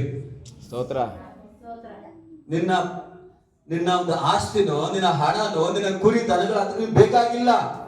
ಆತನಿಗೆ ಏನಪ್ಪ ಪ್ರಾಮುಖ್ಯತೆ ಅಂದ್ರೆ ನಿನ್ನ ಹೃದಯ ಇಂಪಾರ್ಟೆಂಟ್, ನಿನ್ನ ಜೀವಿತ, ನೀನು ಇಂಪಾರ್ಟೆಂಟ್ ಆತನಿಗೆ, ನೀನು ಪ್ರಾಮುಖ್ಯತೆ ಆತನಿಗೆ, ನಿನ್ನ ಪ್ರೀತಿ ಪ್ರಾಮುಖ್ಯತೆ ಆತನಿಗೆ. ಹಲ್ಲೆಲೂಯಾ. ಅಂತ ಸಂದರ್ಭದಲ್ಲಿ ಪ್ರಿಯರೇ, ಇನ್ನೇನು ಆತನೇನಪ್ಪ ಅಂತ ಹೇಳಿದ್ರೆ, ಸಾಯಿಸಿದ ಸಂದರ್ಭದಲ್ಲಿ ದೇವರ ಸ್ವರ ಬರುತ್ತೆ ಅಬ್ರಹಾಮನಿಗೆ. ಆ ದೇವ್ರು ಮಾತಾಡುವಾಗ ಆತನ ಹಾಗೆ ಸ್ಟಾಪ್ ಮಾಡ್ತಾನೆ. ಅವಾಗ ನಿನ್ನ ಮಗನ ಬದಲಾಗಿ ಅಲ್ಲೊಂದು ಬದಿಯಲ್ಲಿ ಟಗರಿದೆ, ಅದನ್ನ ತಗೊಂಡು ಬಲಿ ಕೊಡು ಅಂತ ಹೇಳ್ತಾನೆ. ಹಲ್ಲೆಲೂಯಾ. ಚೆನ್ನಾಗಿ ಅರ್ಥ ಮಾಡ್ಕೊಳ್ರಿ. ದೇವರಿಗೆ ಚೆನ್ನಾಗಿ ಗೊತ್ತಿತ್ತು ಅಬ್ರಹಾಮನು ನಂಬಿಕೆಯ ಮನುಷ್ಯ ಎಂಬುದಾಗಿ. ಹಾಗಾಗಿ ದೇವರಿಗೆ ಗೊತ್ತಿತ್ತು ಇವ್ರಿಗೆ ಖಂಡಿತವಾಗಿ ನನ್ನ ಮಾತನ್ನು ಮೀರಲ್ಲ, ಮಗನ ಕೊಡ್ಲಿಕ್ಕೆ ಖಂಡಿತವಾಗಿ ಇಂಜರಿ ಇಲ್ಲ ಎಂಬುದಾಗಿ. ಅದಕ್ಕಾಗಿ ಮುಂಚಿತವಾಗಿ ಅಬ್ರಹಾಮನ ಬರೋದಕ್ಕಿಂತ ಮುಂಚಿತವಾಗಿನೇ ಆ ಒಂದು ಟಗರನ್ನ ಪೊದೆಯೊಳಗಡೆ ಸಿಕ್ಕಾಕೊಳ್ಳುವಂತ ದೇವರೇ ಮಾಡಿದ್ರು. ಹಲ್ಲೆಲೂಯಾ. ಹೇಳುವಂತದನ್ನ ಅರ್ಥ ಮಾಡ್ಕೊಳ್ಬೇಕು ಚೆನ್ನಾಗಿ. ಅಲ್ಲಿ ಈತನು ಬೆಟ್ಟಕ್ಕೆ ಹೋಗಿ ಬಲಿ ಕೊಡುವಂತ ವಿಷಯ ದೇವರು ಗ್ರಹಿಸಿಕೊಂಡಿದ್ದ ಕಾರಣ, ಈತನು ಹೋಗ್ತಾನೆ ಬಲಿ ಕೊಡ್ತಾನೆ ಅಂತ ಗೊತ್ತಿದ್ದ ಕಾರಣ, ನೋಡಿ ಎಂತ ಸಂದರ್ಭದಲ್ಲಿ ಅದು ಒದಗಲ್ಪಟ್ಟಿದಂದ್ರೆ ತಕ್ಕ ಸಮಯದಲ್ಲಿ. ಅರ್ಥ ಆಗ್ತಿದೆನಾ? ತಕ್ಕ ಸಮಯದಲ್ಲಿ ಏನಾಯ್ತು, ಯೆಹೋವನು ಆತನು ಅವನು ಕುರಿಮರ ಅಥವಾ ಟಗರನ್ನ ಆ ಪೊದೆಯೊಳಗಡೆ ಸಿಕ್ಕಾಕೊಡುವಂತೆ ಮಾಡಿದನು ಪ್ರಿಯರೇ. ಹಾಗಾದ್ರೆ ತಕ್ಕ ಸಮಯದಲ್ಲಿ ಅದನ್ನ ತೆಗೆದುಕೊಂಡು ಮತ್ತು ನೋಡುವಾಗ ಈಸಾಕನ ಬದಲಾಗಿ ಮತ್ತು ನೋಡುವಾಗ ಆ ಟಗರನ್ನ ದೇವರಿಗೆ ಬಲಿ ಕೊಡ್ತಾರೆ. ಹಲ್ಲೆಲೂಯಾ. ಆ ಒಂದು ಸಂದರ್ಭದಲ್ಲಿ ಆಡಿದಂತ ಮಾತು ಇದು. ಆ ಸ್ಥಳಕ್ಕೆ ಯೆಹೋವ ಈರೆ ಎಂದು ಹೆಸರಿಟ್ಟನು. ಏನು ಯೆಹೋವ ಈರೆ ಅಂದ್ರೆ ಯೆಹೋವನ ಬೆಟ್ಟದಲ್ಲಿ ಒದಗುವುದು. ಯಾವ ಬೆಟ್ಟದಲ್ಲಿ ಅಂದ್ರಿ? ಆ ಬೆಟ್ಟ ಏನು ಮೋರಿಯ ಬೆಟ್ಟ, ಆದ್ರೆ ಇಲ್ಲೇನೇ ಹೇಳ್ತಾರೆ ಅದು ಯೆಹೋವನ ಬೆಟ್ಟ ಅಂತೆ. ಹಾಗಾದ್ರೆ ಗಮನಿಸ್ರಿ, ಯೆಹೋವನ ಬೆಟ್ಟದಲ್ಲಿ ಒದಗುವುದು ಎಂಬುದಾಗಿ ಇಂದಿನವರೆಗೂ ಹೇಳುವುದುಂಟಲ್ಲ ಎಂಬುದಾಗಿ ನೋಡ್ತಾರೆ. ಹಲ್ಲೆಲೂಯಾ. ಒದಗುವುದು, ಒದಗಿಸುವನು ಎಂಬುದಾಗಿ ಸಾಮಾನ್ಯವಾಗಿ ಇಬ್ರಿಯ ಪದದಲ್ಲಿ ದ್ವಿತೀಯ ಅರ್ಥ ನೋಡಿದನು ಎಂಬುದಾಗಿ ಆಗಿದೆ. ದೇವರು ನೋಡಿದನು ಎಂದರೆ ಅದರ ಅರ್ಥ ಒದಗಿಸುವನು ಎಂಬುದಾಗಿ. ಆಮೇಲೆ ಹಲ್ಲೆಲೂಯಾ. ಯಾರು ನೋಡಿದ್ರಂತ್ರಿ? ದೇವರು ನೋಡಿದನು. ನೋಡ್ರಿ, ಯೆಹೋವ ಈರೆ ಈ ಹೆಸರಿನ ಅರ್ಥ ಯೆಹೋವನು ಒದಗಿಸುವನು ಎಂಬುದಾಗಿ ಇಲ್ಲಿ ವಾಕ್ಯದಲ್ಲಿ ನೋಡ್ತೇವೆ. ಯೇಸು ಕ್ರಿಸ್ತನ ಮೂಲಕ ಯೆಹೋವನು ಲೋಕದ ಪಾಪ ನಿವಾರಣೆಗಾಗಿ ಯಜ್ಞವನ್ನು ಪರಿಹಾರವನ್ನು ಒದಗಿಸಿದನು. ನೋಡಿ ಯಾವ ರೀತಿಯಲ್ಲಿ ಹೊಸ ಒಡಂಬಡಿಕೆಯಲ್ಲಿ ಯೇಸು ಕ್ರಿಸ್ತನನ್ನು ಒದಗಿಸಿದನು ಪ್ರಿಯರೇ. ಅವನು ಅಬ್ರಹಾಮನ ಮಗನಾಗಿರ್ತಕ್ಕಂಥ ಇಸಾಕನಿಗೆ ಬದಲಾಗಿ ಅಲ್ಲಿ ಟಗರನ್ನ ಸಹ ದೇವರು ಒದಗಿಸ್ತಾರೆ. ಆಮೇಲೆ ಹಲ್ಲೆಲೂಯಾ. ಈ ಘಟನೆ ಈ ಯೆರೂಸಲೇಮಿನಲ್ಲಿರುವ ಯೆಹೋವನ ಪರ್ವತದಲ್ಲಿ ನಡೆಯಿತು ಎಂಬುದಾಗಿ ನಾವು ನೋಡ್ತೇವೆ. ಆಮೇಲೆ ಹಲ್ಲೆಲೂಯಾ, ಹಲ್ಲೆಲೂಯಾ. ಓಕೆ, ಯೆಹೋವನ ಬೆಟ್ಟದಲ್ಲಿ ಒದಗುವುದು ಎಂಬುದಾಗಿ ಇದರ ಅರ್ಥವಾಗಿದೆ. ಆಮೇಲೆ ಹಲ್ಲೆಲೂಯಾ. ಓಕೆ, ಹಾಗಾದ್ರೆ ಇನ್ನೊಂದು ವಚನಕ್ಕೆ ನಾವು ಹೋಗೋಣ. ಧರ್ಮೋಪದೇಶ ಕಂಡ 4ನೇ ಅಧ್ಯಾಯದ 7ನೇ ವಚನದಲ್ಲಿ ನಾವು ಬರೋಣ.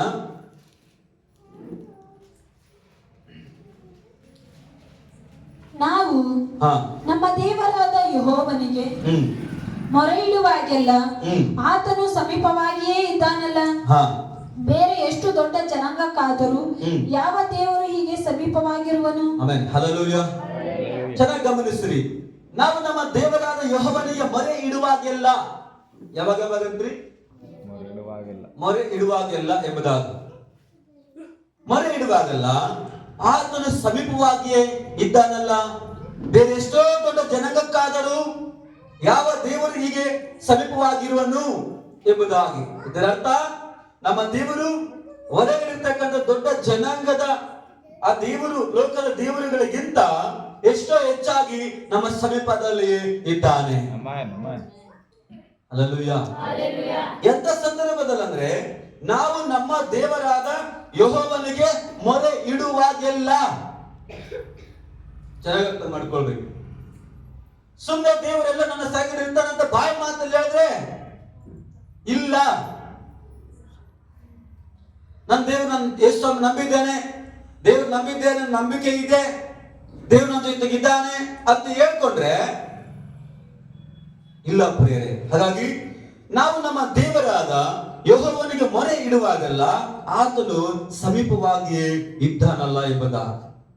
ಪ್ರಿಯರೇ, ಅಬ್ರಹಾಮನು ಈತನು ಪ್ರಾರ್ಥನೆ ಮಾಡುವ ವ್ಯಕ್ತಿ, ನಂಬಿಕೆಯ ವೀರನು, ಈತನು ದೇವರ ಜೊತೆಗೆ ಸಹವಾಸದಲ್ಲಿರ್ತಕ್ಕಂಥ ವ್ಯಕ್ತಿ. ಅದಕ್ಕಾಗಿಯೇ ತಕ್ಕ ಸಮಯದಲ್ಲಿ ಮಗನಿಗೆ ಬದಲಾಗಿ ಏನು ಬೇಕಾಗಿತ್ತು ಅದನ್ನ ದೇವರು ಒದಗಿಸಿದನು. ಹಲ್ಲೆಲೂಯಾ.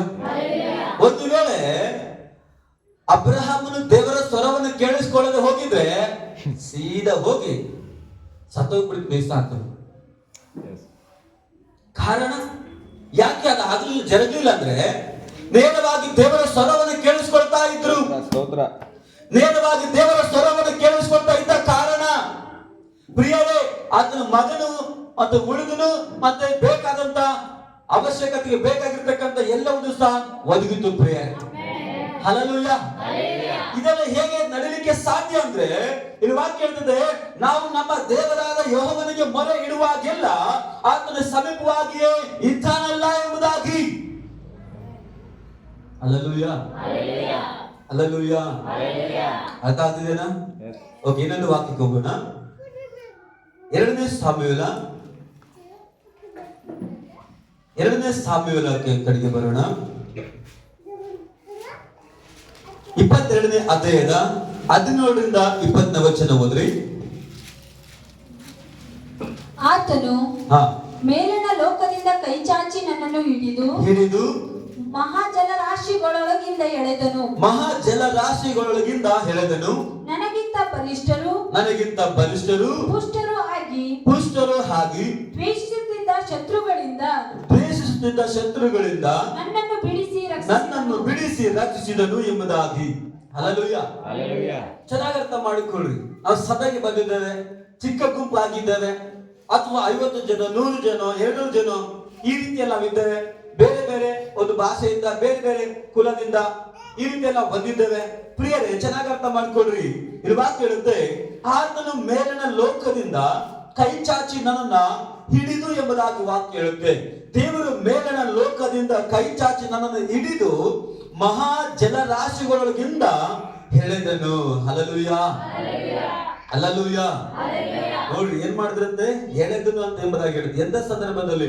ಮಹಾ ಜಲರಾಶಿಗಳೊಳಗಿಂದ ಎಂಬುದಾಗಿ. ನಾವು 18ನೇ ವಚನಕ್ಕೆ ಬಂದಾಗ ಓದ್ರಿ.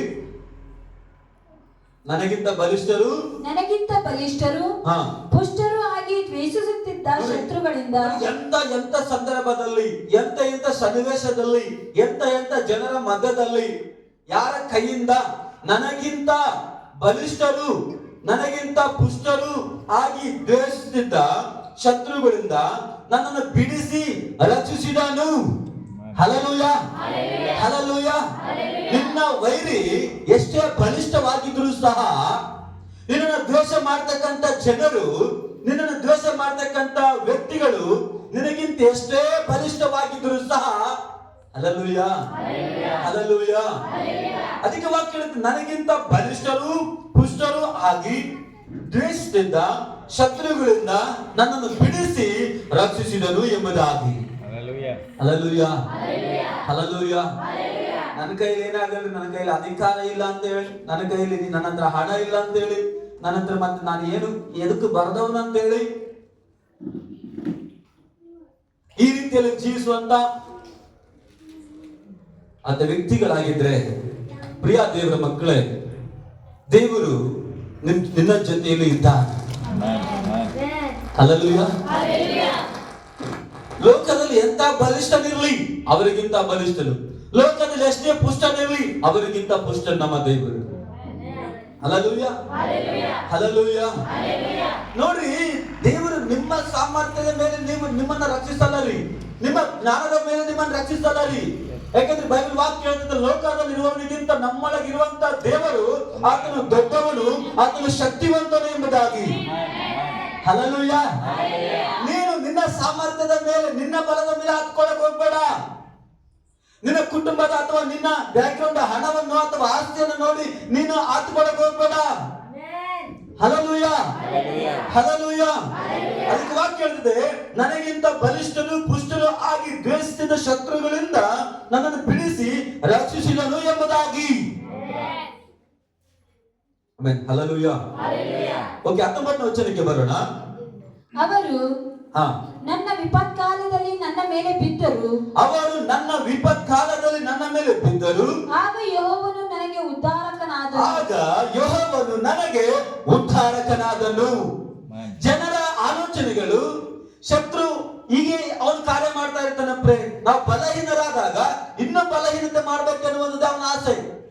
ನಾವು ಬಲಹೀನರಾದಾಗ, ನಾವು ಸೋತು ಹೋದಂತ ಸಂದರ್ಭದಲ್ಲಿ ಇನ್ನು ಕೆಳಗೆ ನಾಶ ಮಾಡ್ಬೇಕಂತ ಶತ್ರು ನೋಡ್ತಾ ಇರ್ತಾನೆ. ಪ್ರೇರೆ, ಹಲ್ಲೆಲೂಯಾ. ನಿನ್ನ ಶತ್ರು ಯಾವತ್ತಿಗೂ ಅದೇ ಆಲೋಚನೆ, ನೀನು ಯಾವಾಗ ಬಿದ್ದೋಗ್ತೀಯಾ, ಯಾವಾಗ ನಾಶವಾಗ್ತೀಯಾ, ಯಾವಾಗ ಹಾಳಾಗ್ತೀಯಾ ಎಂಬುದಾಗಿ. ಉದ್ಧಾರ ಆಗೋದು ನಮ್ಗೆ ಇಷ್ಟ ಇಲ್ರಿ. ಆದ್ರೆ ಬೈಬಲ್ ವಾಕ್ಯ ಹೇಳುತ್ತೆ, ಆಗ ಯೆಹೋವನು ನನಗೆ ಉದ್ಧಾರಕನಾದನು. ಹಲ್ಲೆಲೂಯಾ. ಆಗ ಯೆಹೋವನು ನಮ್ಮ ಉದ್ಧಾರಕನ ಆಚನಾಗಿದ್ದಾನೆ. ಪ್ರಿಯರೇ, ನಮ್ಮ ಉದ್ಧಾರಕನ ಆಚನಾಗಿದ್ದಾನೆ. ನಮ್ಮ ಆಸ್ತಿಯಿಂದ ನಾವು ಉದ್ಧಾರ ಆಗೋದಿಲ್ಲ, ನಮ್ಮ ಹಣದಿಂದ ನಾವು ಉದ್ಧಾರ ಆಗೋದಿಲ್ಲ, ನಮ್ಮ ಜ್ಞಾನದಿಂದ ನಾವು ಉದ್ಧಾರ ಆಗೋದಿಲ್ಲ. ಪ್ರಿಯರೇ, ನಮಗೆ ಉದ್ಧಾರ ಮಾಡುವ ಆತನು ಒಬ್ಬ ಆತನು ಇದ್ದಾನೆ, ಆತನೇ ಯೇಸು ಆಗಿದ್ದಾನೆ. Amen, hallelujah. ನಿನ್ನ ಶತ್ರುಗಳು, ನಿನ್ನ ವೈರಿ ಎಷ್ಟೇ ಅಂದ್ರೆ ನಾಶ ಮಾಡ್ಬೇಕು, ಹಾಳು ಮಾಡ್ಬೇಕು ಅಂತ ಅನ್ಕೊಂಡಿದ್ದಾಗ್ಯೂ ಸಹ ನೀನು ಆತನಿಗೆ ಮೊರೆ ಇಡುವಾಗಲ್ಲ, ಆತನ ಮೊರೆಯನ್ನು ಕೇಳಿ ನಿನ್ನ ಉದ್ಧಾರ ಮಾಡ್ತಾ ಮಾಡ್ತಾ ಮಾಡ್ತಾ ಒಂದು ಕಾಲಕ್ಕೂ ಆತನು ನಿನ್ನನ್ನು ಕೈ ಬಿಟ್ಟು ಬಿಡುವುದೇ ಇಲ್ಲ ಪ್ರಿಯರೇ. Hallelujah, hallelujah. ಆಗ 20ನೇ ವಚನಕ್ಕೆ ಬಂದಾಗ ಆತನು ನನ್ನನ್ನು ಬಿಡಿಸಿ ವಿಶಾಲ ಸ್ಥಳದಲ್ಲಿ ಸೇರಿಸಿದನು. ಆಮೆನ್. ಎಂತ ಸ್ಥಳ ಅಂತೆ? ಇಕ್ಕಟ್ಟಿನಲ್ಲಲ್ರಿ, ವಿಶಾಲ ಸ್ಥಳದಲ್ಲಿ. ನಂಬುವರಿಲ್ಲ. ಹಲ್ಲೆಲೂಯ. ಎಂತ ಸ್ಥಳದಲ್ಲಿ? ವಿಶಾಲ ಸ್ಥಳದಲ್ಲಿ. ವೈರಿ ಅನ್ಕೊಳ್ತಾ ಇರ್ತಾರೆ, ಇವನಿಗೆ ಕಾಲಿಡಕ್ಕೂ ಜಾಗ ಇಲ್ಲ, ಇವನು ಇಷ್ಟೇ ಮನೆಯಲ್ಲಿ ವಾಸ ಮಾಡ್ತಾ ಇದ್ದಾನೆ, ಇವನ ಜೀವಿತ ಇಷ್ಟೇ ಅನ್ಕೊಳ್ತಾ ಇರ್ತಾರೆ ಪ್ರೇರೆ. ಆದ್ರೆ ದೇವರ ಆಲೋಚನೆ ನಮ್ಮ ಕುರಿತಾಗಿ ಏನಿದೆ ಅಂತ ನೋಡಿದ್ರೆ, ಆತ ನಮ್ಮನ್ನ ಬಿಡಿಸಿ, ಆ ಎಲ್ಲಾ ಇಕ್ಕಟ್ಟುಗಳಿಂದ ಬಿಡಿಸಿ ವಿಶಾಲ ಸ್ಥಳದಲ್ಲಿ ಆತನು ಸೇರಿಸುವನಾಗಿದ್ದಾನೆ. Hallelujah, hallelujah. ಹೇಳ್ತ ವಾಕ್ಯ, ವಿಶಾಲ ಸ್ಥಳದಲ್ಲಿ ಸೇರಿಸಿದನು. ಸೇರಿಸುವನು ಅಲ್ಲ, ಸೇರಿಸಿದನು. ನಂಬಿಕಂದ್ರೇನೆ ಸೇರಿಸಿದನು. ನಂಬಿಕಂದ್ರೇನು? ಸೇರಿಸಿದನು. ನಂಬಿಕೆಲ್ಲವರು ಏನ್ ಹೇಳ್ತಾರೆ? ಸೇರಿಸುವನು. ಇಲ್ಲ, ನೀನ್ ನಂಬಿದ್ರೆ ಸೇರಿಸಿದನು. ನೀನ್ ನಂಬಿದ್ರೆ ನೀನ್ ಆಲ್ರೆಡಿ ಅಲ್ಲಿ ಇದ್ದೀಯಾ, ಆಲ್ರೆಡಿ ಹೊಂದಿಕೊಂಡಿದ್ದೀಯಾ, ಆಲ್ರೆಡಿ ಅಲ್ಲಿ ಜೀವಿಸ್ತಾ ಇದ್ದೀಯಾ. Hallelujah, hallelujah. ಇನ್ನ ನೀವು ಓದ್ರಿ ಕೆಳಗಿನ ವಾಕ್ಯ. ವಾಕ್ಯ ಅಲ್ಲ, ಕೆಳಗೆ ಇದೆಲ್ಲ ಅದು ಓದ್ರಿ. ನನ್ನನ್ನು ಮೆಚ್ಚಿ ರಕ್ಷಿಸಿದನು. ನನ್ನನ್ನು ಮೆಚ್ಚಿ ರಕ್ಷಿಸಿದನು. ಹಲ್ಲೆಲೂಯ. ನಿನ್ನನ್ನು ಮೆಚ್ಚಬೇಕಾಗಿರ್ತಕ್ಕಂಥ ಜನರಲ್ಲ, ನಿನ್ನ ಮೆಚ್ಚಬೇಕಾಗಿರ್ತಕ್ಕಂಥ ದೇವರು ಪ್ರಿಯ. ಹಲ್ಲೆಲೂಯ. ಆತನು ನಿನ್ನನ್ನು ಮೆಚ್ಚುವುದಾದ್ರೆ ಖಂಡಿತವಾಗಿ ಉದ್ಧಾರ ಆಗ್ತೀಯ ನೀನು. ಹಲ್ಲೆಲೂಯ. ನಮ್ಮ ಜೀವಿತ ಹೆಂಗಿರ್ಬೇಕಂತ ಹೇಳಿದ್ರೆ, ಸಭೆಗೆ ಬರ್ತಕ್ಕಂಥ ಜೀವಿತಗಳು ಯೇಸು ಮೆಚ್ಚುವಂತ ಜೀವಿತವಾಗಿರ್ಬೇಕು ಪ್ರಿಯ. ಹಲ್ಲೆಲೂಯ. ನಮ್ಮ ಜೀವಿತವನ್ನು ನೋಡಿ ಯೇಸು ಸ್ವಾಮಿನೇ ಮೆಚ್ಚಬೇಕು. ಅಬ್ರಹಾಮನ ಜೀವಿತವನ್ನು ನೋಡಿ ದೇವರು ಮೆಚ್ಚಿದ ಅದೇ ಕಾರಣ ಅಬ್ರಹಾಮನೇ ನಿನ್ನ ಮಗನಾಗಿರ್ತಕ್ಕಂಥ ಇಸಾಕನ ಮೇಲೆ ಕೈ ಎತ್ತಬೇಡ ಎಂಬುದಾಗಿ ಹೇಳಿದನು ಪ್ರಿಯ. ಅಬ್ರಹಾಮನ ಜೀವಿತವು ದೇವರಿಗೆ ಮೆಚ್ಚುಗೆ ಆಯಿತು. ಅದಕ್ಕಾಗೇನೆ ಸಾಯ್ಬೇಕಾಗಿರ್ತಕ್ಕಂಥ ಆ ಮಗನನ್ನ ಸಾಯಿಗೊಳಿಸಲೇ ಪ್ರಿಯರೇ ದೇವರು ತಡೆದನು. ಯಾಕೆ ಅಂತ ಇಕ್ಕಟ್ಟಿನ ಸಂದರ್ಭದಲ್ಲಿ ಅಬ್ರಹಾಮನಿಗೆ ಸಹಾಯ ಮಾಡಿದರು. ಕಾರಣ ಯಾಕೆಂದ್ರೆ ದೇವರು ಅವನ ನಂಬಿಕೆಯನ್ನ, ಅವನ ಜೀವಿತವನ್ನ ಮೆಚ್ಚಿದರು. ಹಲ್ಲೆಲೂಯ. ಅರ್ಥ ಆಗ್ತಿದ್ದೇನಾ? ದೇವರು ಮಾತಾಡ್ತಾ ಇದ್ದಾರೆ. ನನಗೆ ಮೊದಲೇ ಹೇಳ್ಬಿಟ್ಟಿನಿ, ಇಲ್ಲಿ ಮಾತಾಡೋದು ನಾವೆಲ್ಲ ದೇವರೇ ಮಾತಾಡ್ತಾರೆ ಅನಿಸ್ತಾ ಇದೆಯಾ? ದೇವ್ರು ಮಾತಾಡ್ತಾ ಇದ್ದಾನಂತೆ. ನನಗೆ ಎಷ್ಟು ಸಾರಿ ವಾಕ್ಯ ಹೇಳಕ್ ಹೋಗ್ತೀನಿ ನೋಡ್ರಿ, ಆ ವಾಕ್ಯದಿಂದ ನನಗೆ ಎಷ್ಟೋ ಬಲ ಬರ್ತದೆ. ನೀವು ಅನ್ಕೊಳ್ತಿರ್ತೀರ ನಾವು ನಿಮ್ಗೆ ಹೇಳ್ತಂತೆ, ಇಲ್ಲ ನಮಗ್ ನಾವೇ ಹೇಳ್ಕೊಳ್ತಿರ್ತೀವಿ. ನಿಮ್ಗೆ ಗೊತ್ತಾ? ಹಲ್ಲೆಲೂಯ. ನಾವು ಭಾನುವಾರ ಬೋಧಿಸ್ತಾ ಇರ್ತೀವಿ ನೋಡಿ, ನಮ್ಗೆ ಪಾಸ್ಟರ್ಗಳು ಬೋಧಿಸೋದೇ ಕೆಲಸ. ಭಾನುವಾರ ಬಂದ್ರೆ ಕೇಳೋದಿಲ್ಲ. ಯಾಕೆ ಕೇಳೋದಿಲ್ಲ ಅಂದ್ರೆ ಚರ್ಚಿನಲ್ಲಿ ವಿಶ್ವಾಸಗಳು ಹಾಗೆ ಇರ್ತಾರೆ, ಅವ್ರ ಕೆಲಸ ಕೇಳೋದೇ. ಅದಕ್ಕೆ ನಾವು ಹೇಳೋದೇ ಮಾಡ್ತೀವಿ. ನೀವು ಬಂದು ಹೇಳಿದ್ರೆ ನಾವು ಕೂತ್ಕೊಂಡು ಕೇಳ್ತೀವಿ. ಇಲ್ಲ ಪಾಸ್ಟರ್ ನನಗೆ ಬರಲ್ಲ ನಾಚಿಕೆ, ನಾಚಿಕೆ, ವಾಕ್ಯ ಹೇಳ್ಬೇಕಾ, ನನಗೆ ಬರುತ್ತಾ?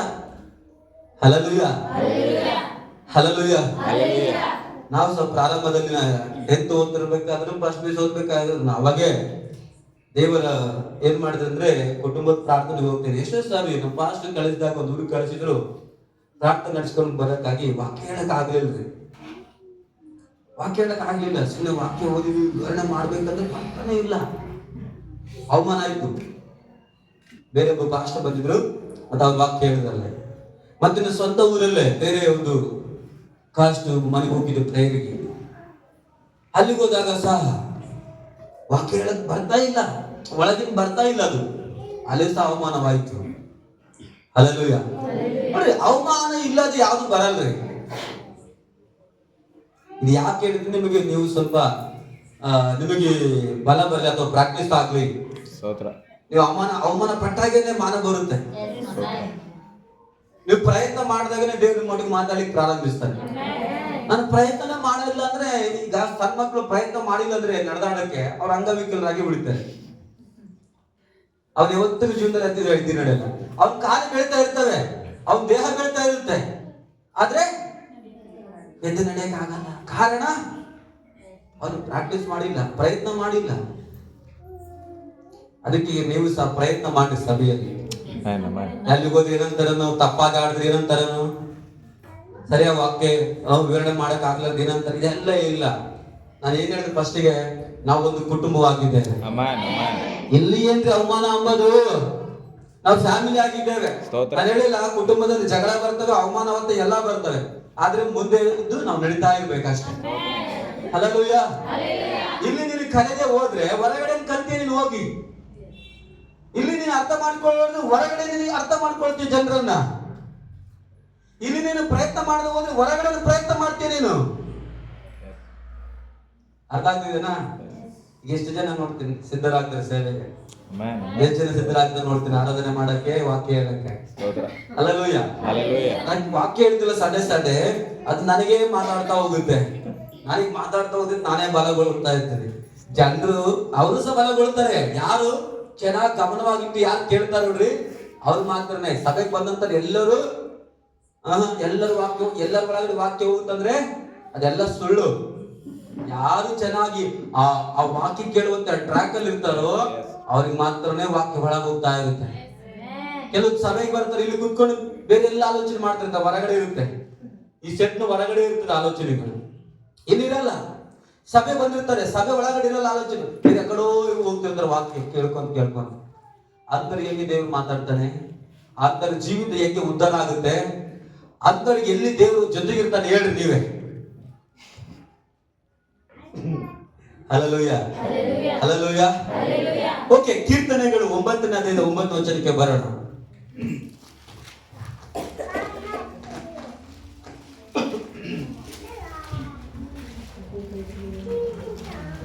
ಬೇಗ ಹೋದ್ರಿ. ಯೆಹೋವನು ಕುಗ್ಗಿ ಹೋದವರಿಗೆ ಆಶ್ರಯವೂ ಆಪತ್ಕಾಲದಲ್ಲಿ ದುರ್ಗವೂ ಆಗಿರುವನು. ಆಮೇಲೆ ಸಾಕು. ಏನಂತ್ರಿ? ಏನ್ ಹೇಳಿದ ವಾಕ್ಯ?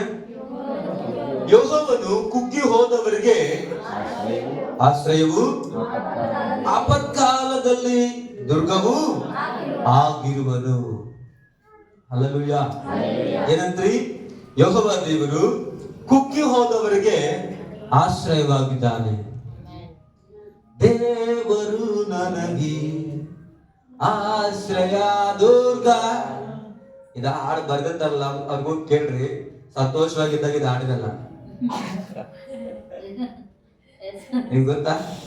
ಈ ಹಾಡು ಬಂದಿದ್ರೆ ಅವ್ರ ಹೃದಯದಲ್ಲಿ ಸಂತೋಷವಾಗಿದ್ದಾಗ ಇದು ಬರ್ದಿರಲ್ರಿ. ಏನಂತೆ? ಕುಗ್ಗಿ ಹೋದಾಗ, ಸೋತು ಹೋದಾಗ ಮಾತ್ರ ಹಾಡ್ಲಿಕ್ಕೆ ಸಾಧ್ಯ ಅಂತ ಹಾಡಿದ್ರು. ಹಲ್ಲೆಲೂಯ. ಹಲ್ಲೆಲೂಯ. ಅದಕ್ಕಾಗಿನೇ ಯೆಹೋವನು ಕುಗ್ಗಿ ಹೋದವರಿಗೆ ಆಶ್ರಯವಾಗಿದ್ದಾನಂತೆ. ನಾನು ಕುಗ್ಗಿ ಹೋಗಿದ್ದೇನೆ ಅಂತ ಹೇಳಿದ್ರೆ ನೀನ್ ಚಿಂತೆ ಮಾಡೋದು ಕೂಡ ದೇವರು ನಿನಗೆ ಆಶ್ರಯವಾಗಿದ್ದಾನೆ. ಆಮೇಲೆ ಹಲ್ಲೆಲೂಯ. ಮತ್ತೆ ಎಂತ ಕಾಲದಲ್ಲಿ? ಆಪತ್ ಕಾಲದಲ್ಲಿ ದುರ್ಗವಾಗಿದ್ದಾನಂತ್ರಿ. ಎಂತ ಕಾಲದಲ್ಲಿ? ಆಪತ್ ಕಾಲದಲ್ಲಿ. ಆಪತ್ತು ಬರ್ತಾ ಇದೆಯಾ, ಆತನು ದುರ್ಗವಾಗಿದ್ದಾನೆ. ಹಲ್ಲೆಲೂಯ. ಹಲ್ಲೆಲೂಯ. ಅರ್ಥ ಆಗ್ತಿದೆನಾ? ಆಮೇಲೆ ಹಲ್ಲೆಲೂಯ. ಕುಗ್ಗಿ ಹೋಗಿದ್ಯಾ, ಚಿಂತೆ ಮಾಡಬೇಡ. ಆಪತ್ಕಾಲದಲ್ಲಿ ಇದೆಯಾ, ಚಿಂತೆ ಮಾಡಬೇಡ. ದೇವರು ನಿನಗೆ ಆಶ್ರಯವು ದುರ್ಗವು ಆಗಿದ್ದಾನೆ. ಹಲ್ಲೆಲೂಯ. ಓಕೆ, ಹಾಗೆ ನಾವು ಮುಂದಕ್ಕೆ ವಾಕ್ಯದಲ್ಲಿ ಹೋಗೋಣ. ಕೀರ್ತನೆಗಳು 14ನೇ ಕೀರ್ತನೆ 6ನೇ ವಚನ. ನೀವು ಕುಗ್ಗಿದವರ ಸಂಕಲ್ಪವನ್ನು ಭಂಗಪಡಿಸಿದರು, ಯೆಹೋವನು ಅವರ ಆಶ್ರಯವಲ್ಲವೇ? ನೀವು ಕುಗ್ಗಿದವರ ಸಂಕಲ್ಪವನ್ನು ಭಂಗಪಡಿಸಿದರು, ಯೆಹೋವನು ಅವರ ಆಶ್ರಯವಲ್ಲವೇ? ಹಲ್ಲೆಲೂಯ. ನೀವು ಕುಗ್ಗಿದವರ ಸಂಕಲ್ಪವನ್ನ ಭಂಗಪಡಿಸಿದ್ರು, ಡಿಸ್ಟರ್ಬೆನ್ಸ್ ಮಾಡಿದ್ರು, ಸಮಸ್ಯೆಗೆ ಈಡು ಮಾಡಿದ್ರು, ಯೆಹೋವನು ಅವರ ಆಶ್ರಯವಲ್ಲವೇ? ಹಲ್ಲೆಲೂಯ. ಆಮೆನ್. ನಿಜ ಅಲ್ಲ? ನಿಜ ಅಲ್ವಾ ಹೇಳ್ರಿ? ನೀವು ಕುಗ್ಗಿದವರ ಸಂಕಲ್ಪ ಮತ್ತೆ ಕುಗ್ಗಿ ಹೋಗಿರ್ತಾರೆ, ಮತ್ತೆ ಸರ್ ಕುಗ್ಗಿಸೋದ್ರಿ. ಅದೇ ನಮ್ಮ ಪರೀಕ್ಷೆಗಾಗಿ ಬರುತ್ತೋ, ಜನರು ಬೇಕಂತ ಮಾಡ್ತಾರೋ ಗೊತ್ತಿಲ್ರಿ. ಕೆಲವು ಸಲ ವಿಶ್ವಾಸಗಳು ತಿರುಗಿ ಬೀಳ್ತಾರೆ, ಸೋತು ಹೋಗ್ಬಿಟ್ಟು ಮತ್ತೆ ಏನೇನೋ ಮಾಡ್ತಾ ಇರ್ತಾರೆ, ಗೊತ್ತಿಲ್ಲ ಅದು. ಆದ್ರೆ ಅವ್ರಿಗೆ ಗೊತ್ತಿಲ್ಲ ಅನ್ನೋ ವಿಷಯ ಏನ್ ಗೊತ್ತಾ? ಯೆಹೋವನು ಅವರ ಆಶ್ರಯವಲ್ಲವೇ? ಅವ್ರಿಗೆ ಅದು ಮಾತ್ರನೇ ಗೊತ್ತು ಅವ್ರು ತಿಳಿಲಾರ್ದಿರ್ತಕ್ಕಂಥದ್ದು ಇನ್ನೊಂದು ಇದೆ, ಅದೇ ಅವರು ಯೆಹೋವನು ಅವರ ಆಶ್ರಯವಲ್ಲವೇ ಎಂಬುದಾಗಿ. Hallelujah, hallelujah. ಓಕೆ, ಕೀರ್ತನೆಗಳು 46ನೇ ಅಧ್ಯಾಯದ 7ನೇ ವಚನ. ಸೇನಾಧೀಶ್ವರನಾದ ಯೆಹೋವನು ನಮ್ಮ ಸಂಗಡ ಇದ್ದಾನೆ, ಯಾಕೋಬ ವಂಶದವರ ದೇವರು ನಮಗೆ ಆಶ್ರಯ ದುರ್ಗವಾಗಿದ್ದಾನೆ. ಆಮೆನ್. ಸೇನಾಧೀಶ್ವರನಾಗಿರ್ತಕ್ಕಂಥ ಯೆಹೋವನು ನಮ್ಮ ಸಂಗಡ ಇದ್ದಾನೆ. ಎಲ್ಲರೂ ಸೇನಾಧೀಶ್ವರನಾದ ಯೆಹೋವನು ನಮ್ಮ ಸಂಗಡ ಇದ್ದಾನೆ. ನನ್ನ ಸೇನಾಧೀಶ್ವರನಾದ ಯೆಹೋವ ದೇವರು ನಮ್ಮ ಸಂಗಡ ಇದ್ದಾನೆ, ನಮ್ಮ ಸಭೆಯ ಸಂಗಡ ಇದ್ದಾನೆ. ಆಮೆನ್. Hallelujah, hallelujah. ಯಾವ ದೇವರಂದ್ರಿ? ಸೇನಾಧೀಶ್ವರನಾಗಿರ್ತಕ್ಕಂಥ ಯೆಹೋವ ದೇವರು, ಸೇನೆಗಳಿಗೆ ಕರ್ತನಾಗಿರ್ತಕ್ಕಂಥ ಯೆಹೋವ ದೇವರು ನಮ್ಮ ಸಂಗಡ ಇದ್ದಾನೆ ಎಂಬುದಾಗಿ ವಾಕ್ಯ ಹೇಳುತ್ತೆ. ಏನು ದೇವರು ನಮ್ಮ ಸಂಗಡ ಇದ್ದಾನೆ ಅಂದ್ರೆ? ನಮ್ಮ ಜೊತೆಗೆ ಇದ್ದಾನೆ, ನಮ್ಮ ಸಂಗಡ ಇದ್ದಾನೆ. ಇದಕ್ಕೆಲ್ಲ ನೀವು ಕೊನೆಗೆ ಆನ್ಸರ್ ಮಾಡಬೇಕಾಗುತ್ತೆ. ಕೇಳ್ರಿ ವಾಕ್ಯ. ಯಾಕೋಬ ವಂಶದವರ ದೇವರು ನಮಗೆ ಆಶ್ರಯ ದುರ್ಗವಾಗಿದ್ದಾನೆ. ಯಾವ ವಂಶದವರ ದೇವರು? ಯಾಕೋಬ ವಂಶದವರ ದೇವರು ನಮಗೆ ಆಶ್ರಯ ದುರ್ಗವಾಗಿದ್ದಾನೆ ಎಂಬುದಾಗಿ ವಾಕ್ಯ ಹೇಳುತ್ತೆ. Hallelujah, hallelujah. ನಮ್ಮ ಸಂಗಡ ಇದ್ದಾನೆ, ಆಶ್ರಯ ದುರ್ಗವು ಆತನಾಗಿದ್ದಾನೆ. ಆಮೆನ್. ಓಕೆ, ಅದರಲ್ಲಿ ಇನ್ನೊಂದು ವಚನ, 11ನೇ ವಚನ ಓದ್ರಿ. ಸೇನಾಧೀಶ್ವರನಾದ ಯೆಹೋವನು ನಮ್ಮ ಸಂಗಡ ಇದ್ದಾನೆ, ಯಾಕೋಬ ವಂಶದವರ ದೇವರು ನಮಗೆ ಆಶ್ರಯ ದುರ್ಗವಾಗಿದ್ದಾನೆ. ಏನಾಗಿದೆ? ನಮ್ಮ ಸಂಗಡ ಇದ್ದಾನೆ, ಆಶ್ರಯ ದುರ್ಗವಾಗಿದ್ದಾನೆ. ನಮ್ಮ ಸಂಗಡ ಇದ್ದಾನೆ, ಆಶ್ರಯ ದುರ್ಗವಾಗಿದ್ದಾನೆ ಎಂಬುದಾಗಿ ಇಲ್ಲಿ ವಾಕ್ಯ ಹೇಳ್ತಾನೆ ಹೋಗುತ್ತೆ. ಹಲ್ಲೆಲೂಯಾ. ಯಾರಿಗಾದ್ರೂ ಡೌಟ್ ಇದ್ರೆ ಇವತ್ತೇ ಕನ್ಫರ್ಮ್ ಮಾಡ್ಕೊಳ್ರಿ. ನಮ್ಮ ದೇವ್ ನಮ್ಮ ಸೇನಾಧೀಶ್ವರನಾದ ಯೆಹೋವ ದೇವರು ನಮ್ಮ ಸಂಗಡ ಇದ್ದಾನೆ. ಹಲ್ಲೆಲೂಯಾ. ನಮ್ಮ ಸಂಗಡ ಹೆಂಗಿರ್ತಾನೆ ದೇವ್ರು ಅಂತ ಅನ್ನಕ್ ಹೋಗ್ಬೇಡ. ದೇವರು ನಮ್ಮ ಸಂಗಡ ಇದ್ದಾನೆ. ಹೋಗ್ಬೇಕಾದ್ರೆ, ಬರ್ಬೇಕಾದ್ರೆ, ಕೆಲಸ ಮಾಡ್ಬೇಕಾದ್ರೆ, ಎಲ್ಲಾ ಸಮಯದಲ್ಲಿ ಹೇಳ್ಬೇಕು, ದೇವರು ನಮ್ಮ ಸಂಗಡ ಇದ್ದಾನೆ. ಸೇನಾಧೀಶ್ವರನಾಗಿರ್ತಕ್ಕಂಥ ಯೆಹೋವ ದೇವರು ನಮ್ಮ ಸಂಗಡ ಇದ್ದಾನೆ ಎಂಬುದಾಗಿ. ಆಮೇಲೆ ಹಲ್ಲೆಲೂಯಾ. ಓಕೆ, ಕೀರ್ತನೆಗಳು 48ನೇ ಅಧ್ಯಾಯದ 1ನೇ ವಚನವನ್ನು ಓದ್ರಿ. ಯೆಹೋವನು ಮಹೋನ್ನತನು, ಯೆಹೋವನು ಮಹೋನ್ನತನು, ನಮ್ಮ ದೇವರು, ನಮ್ಮ ದೇವರು ತನ್ನ ಪರಿಶುದ್ಧ ಪರ್ವತ ನಗರದಲ್ಲಿ, ತನ್ನ ಪರಿಶುದ್ಧ ಪರ್ವತ ನಗರದಲ್ಲಿ ಸರ್ವಸ್ತುತಿ ಪಾತ್ರನಾಗಿದ್ದಾನೆ. ಆಮೆನ್. ಹಲ್ಲೆಲೂಯಾ. ಚೆನ್ನಾಗಿ ಅರ್ಥ ಮಾಡ್ಕೊಳ್ಳಿ. ಯೆಹೋವನು ಮಹೋನ್ನತನಾಗಿರ್ತಕ್ಕಂಥ ದೇವರಾಗಿದ್ದಾನೆ ಅಂತ್ರಿ. ನಮ್ಮ ದೇವರು ಮಹೋನ್ನತನಾದ ದೇವರು. ನಮ್ಮ ದೇವರು ತನ್ನ ಪರಿಶುದ್ಧ ಪರ್ವತಗಳಲ್ಲಿ ಸರ್ವ ಸ್ತುತಿ ಪಾತ್ರನಾಗಿದ್ದಾನೆ, ಸರ್ವ ಸ್ತುತಿಗೆ ಪಾತ್ರನಾಗಿದ್ದಾನೆ ನಮ್ಮ ದೇವರು. ಆಮೆನ್. ಹಲ್ಲೆಲೂಯಾ. ಹಾಗಾದ್ರೆ ಯಾಕೆ ನಾವು ಮೊರೆ ಇಡಬೇಕು ದೇವರಿಗೆ? ಯಾಕೆ ಕರ್ತನಿಗೆ ಸ್ತುತಿ ಮಾಡಬೇಕು? ಯಾಕೆ ನಾವು ದೇವರಿಗೆ ಆರಾಧನೆ ಮಾಡಬೇಕು?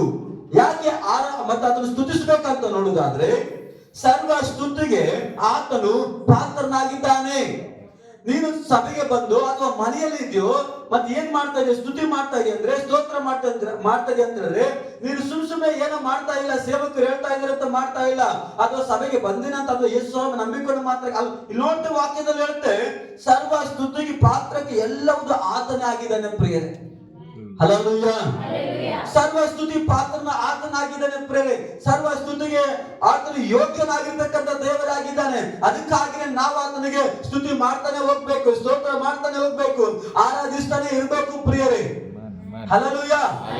ನಿನ್ನ ಆರಾಧನೆ ಮಾಡುವಂತ ಶಬ್ದ, ನೀನು ಸ್ತುತಿ ಮಾಡ್ತಕ್ಕಂಥ ಶಬ್ದ, ಸ್ತೋತ್ರ ಮಾಡ್ತಕ್ಕಂಥ ಶಬ್ದ, ಅದು ಎಂದಿಗೂ ಸಹ ವ್ಯರ್ಥವಾಗುವುದಿಲ್ಲ. ಅದು ಆತನ ಸನ್ನಿಧಾನಕ್ಕೆ ಮುಟ್ಟುತ್ತಾನೆ ಇರುತ್ತೆ, ಅಲ್ಲಿ ತಲುಪುತ್ತಾನೆ ಇರುವಂತದ್ದಾಗಿದೆ ಪ್ರಿಯರೇ. Hallelujah, hallelujah. ನಮ್ಮ ದೇವರು ಸರ್ವ ಸ್ತುತಿಗೆ ಪಾತ್ರನಾಗಿರ್ತಕ್ಕಂಥ ದೇವರಾಗಿದ್ದಾನೆ ಪ್ರಿಯರೇ. ನಮ್ಮ ದೇವರು ತನ್ನ ಪರಿಶುದ್ಧ ಪರ್ವತದಲ್ಲಿ ಆತನ ವಾಸ ಮಾಡ್ತಾ ಇದ್ದಾನೆ. ಯಾವ ಪರ್ವತ ಅಂದ್ರಿ? ಪರಿಶುದ್ಧವಾದ ಪರ್ವತ. ಆ ಪರಿಶುದ್ಧವಾದ ಪರ್ವತದಲ್ಲಿ ನಿನ್ನ ಸ್ತುತಿ ಸ್ತೋತ್ರಗಳು ಹೋಗ್ತಾ ಇರ್ತವೆ ಪ್ರಿಯರೇ. Hallelujah, hallelujah, hallelujah. ಓಕೆ, ನಾವು ಇನ್ನೊಂದು ವಚನ ಕಡೆಗೆ ಹೋಗೋಣ. ಅದೇ ಕೀರ್ತನೆಗಳು 62ನೇ ಅಧ್ಯಾಯಕ್ಕೆ ಬಂದ್ರಿ.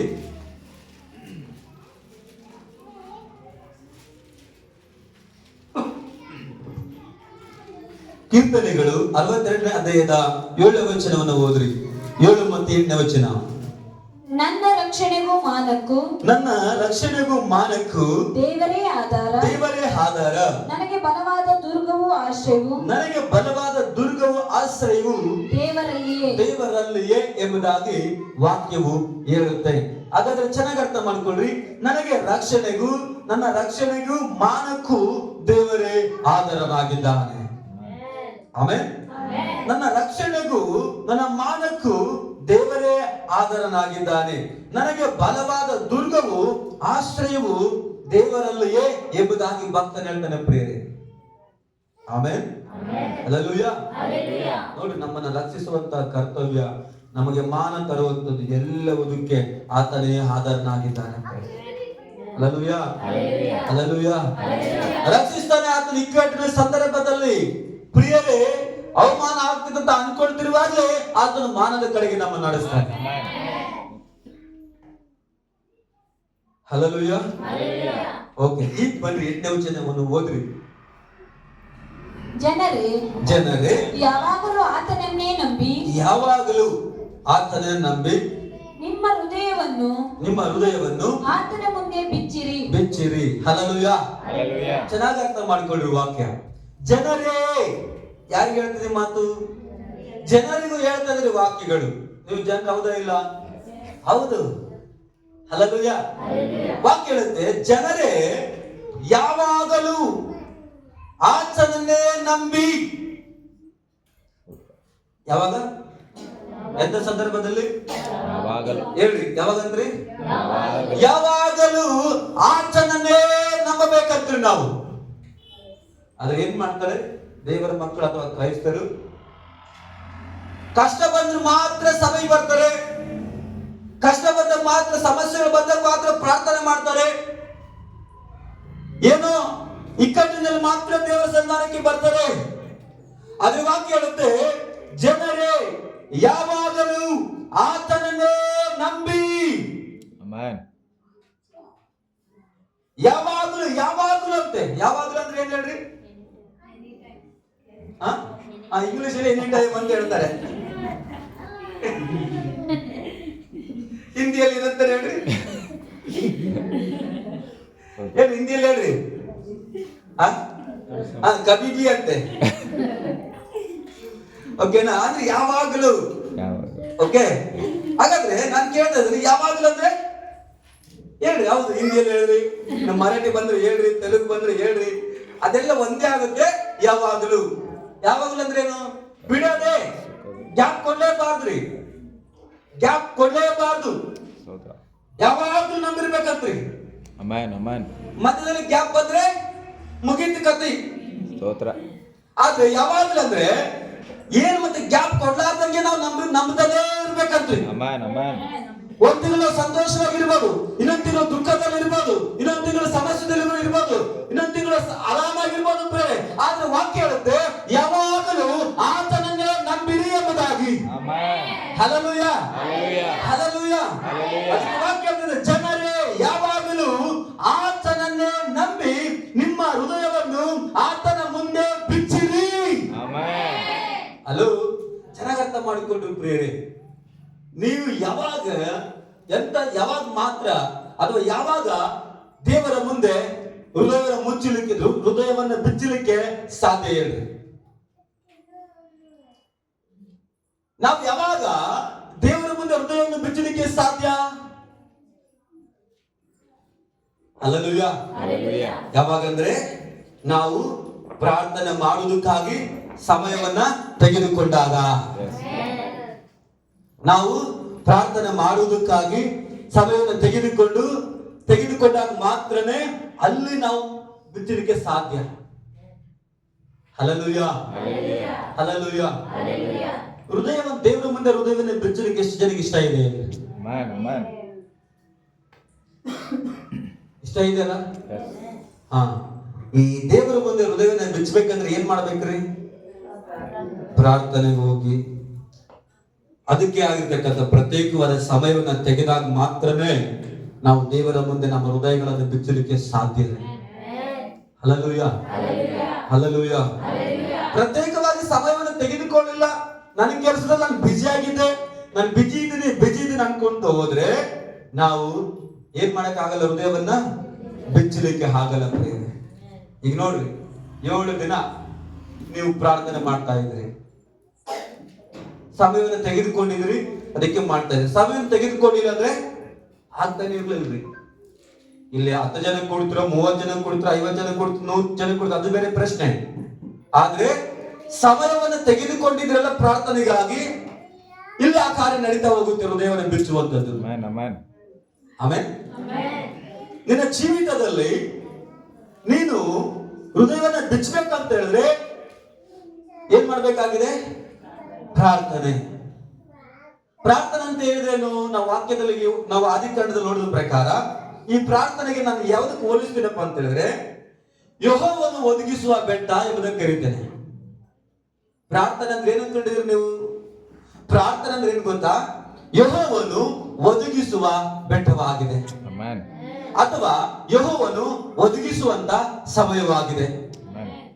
ಹಲ್ಲೆಲೂಯಾ. ಪ್ರಾರ್ಥನೆ ಅಂದ್ರೆ ಏನೋ ಬಿಡಪ್ಪ ನಾವು ಸುಮ್ಮನೆ ಹೇಳ್ಕೊಂಡು ಬರ್ತೀವಲ್ಲ ರೀ. ಅದು ಪ್ರಾರ್ಥನೆ ಅನ್ನುವಂಥದ್ದು ಯೆಹೋವನು ನಮಗಾಗಿ ಇಟ್ಟಿರುವಂತ ಆಶೀರ್ವಾದಗಳನ್ನ ಒದಗಿಸುವಂತ ಸ್ಥಳ ಅಥವಾ ಸಮಯವಾಗಿದೆ. ಹಲ್ಲೆಲೂಯಾ. ಅದಕ್ಕಾಗಿನೇ ಮತ್ತು ನೋಡುವಾಗ ಆ ಬೆಟ್ಟದಲ್ಲಿ ಅಬ್ರಹಾಮನು ಹೇಳ್ತಾನೆ, ಯೆಹೋವನು ಒದಗಿಸುವ ಬೆಟ್ಟವೆಂಬುದಾಗಿ. ಹಲ್ಲೆಲೂಯಾ. ಆ ಸಂದರ್ಭದಲ್ಲಿ ಆ ಬೆಟ್ಟಕ್ಕೆ ಹೋಗಿದ್ರೆ ಆ ಸಂದರ್ಭದಲ್ಲಿ ತಕ್ಕ ಸಮಯದಲ್ಲಿ ಆ ಟಗರು ಅಲ್ಲಿ ಬರ್ತಾ ಇರ್ಲಿಲ್ಲ, ಸಿಕ್ಕಾಕೊಳ್ತಾನೆ ಇರ್ಲಿಲ್ಲ ಪ್ರೇರೆ. ಇವತ್ತು ಅಬ್ರಹಾಮನು ಮತ್ತು ನೋಡುವಾಗ ಯಾವ ರೀತಿಯಲ್ಲಿ ಬೇಕಾದ್ರೂ ಆ ಮಗನನ್ನ ಈ ಒಂದು ದೇವರ ಬಲಿ ತೆಗೆದುಕೊಳ್ಳಬಹುದು ಪ್ರಿಯರೇ. ಹಲ್ಲೆಲೂಯಾ. ಆದ್ರೆ ದೇವರ ಮಾತಿಗೆ ವಿಧೇಯನಾಗಿ ಸಮಯವನ್ನು ತೆಗೆದುಕೊಂಡು ಆ ಬೆಟ್ಟವನ್ನು ಏರಿ ಆ ಕಾರ್ಯ ಮಾಡೋದಕ್ಕಾಗಿ ಅಬ್ರಹಾಮನು ಸಮಯವನ್ನು ತೆಗೆದುಕೊಂಡು ಅವಾಗ ನೋಡ್ರಿ ಅವನ ಬದಲಾಗಿ ಒಂದು ಟಗರನ್ನ ದೇವರು ಒದಗಿಸಿಟ್ಟಿದ್ರು ಪ್ರಿಯರೇ. ಹಲ್ಲೆಲೂಯಾ. ನಮಗಾದ್ರೂ ಅಷ್ಟೇ ಪ್ರಿಯರೇ, ಹಿಂದಿನ ದೇವರು ನಮ್ಗೆ ಗೊತ್ತಿಲ್ಲದಂತ ದೇವರು ನಮಗೆಲ್ಲವನ್ನು ಕೂಡಿಸಿಟ್ಟಿದ್ದಾನೆ, ನಮಗೆಲ್ಲವನ್ನು ತೆಗೆದಿಟ್ಟಿದ್ದಾನೆ ಪ್ರಿಯರೇ.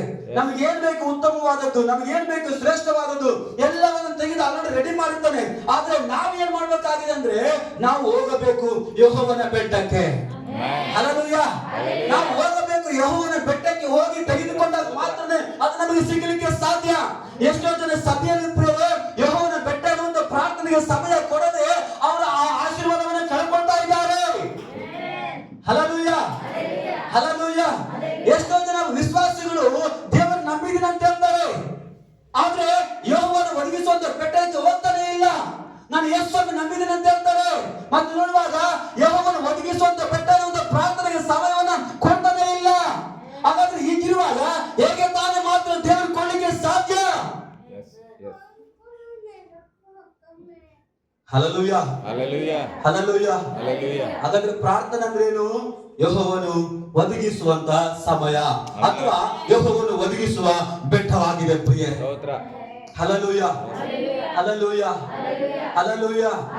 ನೋಡಿ, ಅಬ್ರಹಾಮನ ಬೆಟ್ಟದಲ್ಲಿ ಹೋಗ್ಲಿಕ್ಕಿಂತ ಮುಂಚಿತವಾಗಿ ನಿರೀಕ್ಷೆ ಇತ್ತು. ಖಂಡಿತವಾಗಿ ಈ ಅಬ್ರಹಾಮನು ನಂಬಿಕೆಯ ಕಾರ್ಯಗಳಲ್ಲಿ ಏನಾದ್ರು ಕೆಲಸ ಮಾಡೇ ಮಾಡ್ತಾನೆ ಅಂತ ಹೇಳ್ಬಿಟ್ಟು ದೇವರೇ ಅಲ್ಲಿ ಇಟ್ಟಿದ್ರು ಪ್ರಿಯರ ಕಾರ್ಯವನ್ನ. ಹಲ್ಲೆಲೂಯಾ. ನಿನ್ನ ಜೀವಿತದಲ್ಲಿ ಪ್ರಿಯ ದೇವರ ಮಕ್ಕಳು, ನಿಮಗೆ ಗೊತ್ತಿಲ್ಲದಂತೆ ನಿನಗೆ ಏನು ಬೇಕಾಗಿದೆಯೋ ಅದನ್ನೆಲ್ಲ ಆಲ್ರೆಡಿ ದೇವರು ಇಟ್ಟಿದ್ದಾನೆ. ಅದನ್ನ ನೀನ್ ಏನ್ ಮಾಡ್ಬೇಕಂತ ಹೇಳಿದ್ರೆ ಹೋಗಬೇಕು ಯೆಹೋವನ ಬೆಟ್ಟಕ್ಕೆ. ಹೇಗೆ ಸಾಧ್ಯ? ಪ್ರಾರ್ಥನೆ ಮುಖಾಂತರ ಮಾತ್ರ ಯೆಹೋವನ ಬೆಟ್ಟಕ್ಕೆ ಹೋಗ್ಲಿಕ್ಕೆ ಸಾಧ್ಯ ಪ್ರಿಯರೇ. Hallelujah, hallelujah. ನಾನು ಹೇಳಿದೆ ಆಗ್ಲೇ, ಏನು? ಯೆಹೋವನು ಒದಗಿಸುವ ಮೂಲ ಯಾವುದು? ಪ್ರಾರ್ಥನೆ. ಯೆಹೋವನು ಒದಗಿಸುವ ಮೂಲ ಯಾವುದು? ಯೆಹೋವನ ಬೆಟ್ಟ. ಅಲ್ಲಿ ಹೋಗದೆ ಹೊಂದಿಕೊಳ್ಳಲಿಕ್ಕೆ ಸಾಧ್ಯವಿಲ್ಲ ರೀ. Hallelujah, hallelujah. ಎಷ್ಟೋ ಜನ ಹೇಳ್ತಾರೆ, ನನಗೆ ಯೇಸು ಸ್ವಾಮಿ ಗೊತ್ತು, ನಾನು ವಿಶ್ವಾಸಿ, ನಾನು ಯೇಸು ಸ್ವಾಮಿ ನಾನು ನಂಬಿದ್ದೇನೆ ಅಂತ ಹೇಳ್ತಾರೆ. ಲೋಕದಲ್ಲಿ ಕುಡ್ಕೊಂತ ತಿರುಗಾಡ್ತಾರೆ. ಯೇಸು ಸ್ವಾಮಿ ನಂಬಿದ್ದೇನೆ ಅಂತ ಹೇಳ್ತಾರೆ, ಗುಂಟಾಕೊಂತ ತಿರುಗಾಡ್ತಾರೆ. ಯೇಸು ಸ್ವಾಮಿ ನಂಬಿದ್ದೇನೆ ಅಂತ ಹೇಳ್ತಾರೆ, ಪ್ರಾರ್ಥನೆ ಇಲ್ಲ. ಯೇಸು ಸ್ವಾಮಿ ನಂಬಿದ್ದೇನೆ ಅಂತ ಹೇಳ್ತಾರೆ, ಸಭೆ ಇಲ್ಲ. ಯೇಸು ಸ್ವಾಮಿ ನಂಬಿದ್ದೇನೆ ಅಂತ ಹೇಳ್ತಾರೆ, ಪ್ರಾರ್ಥನೆ ಜೀವಿತ ಯೇಸು ನಂಬಿದನಂತೆ ಸೇವಕರ ಸಹವಾಸದಲ್ಲಿ ಇಲ್ಲ. ಹೇಗೆ ತಾನು ನಿನ್ನ ಜೊತೆಯಲ್ಲಿ ದೇವರು ಇರಲಿಕ್ಕೆ ಸಾಧ್ಯ? ಹೇಗೆ ತಾನು ದೇವರು ನಿನಗೆ ಒದಗಿಸಲಿಕ್ಕೆ ಸಾಧ್ಯ?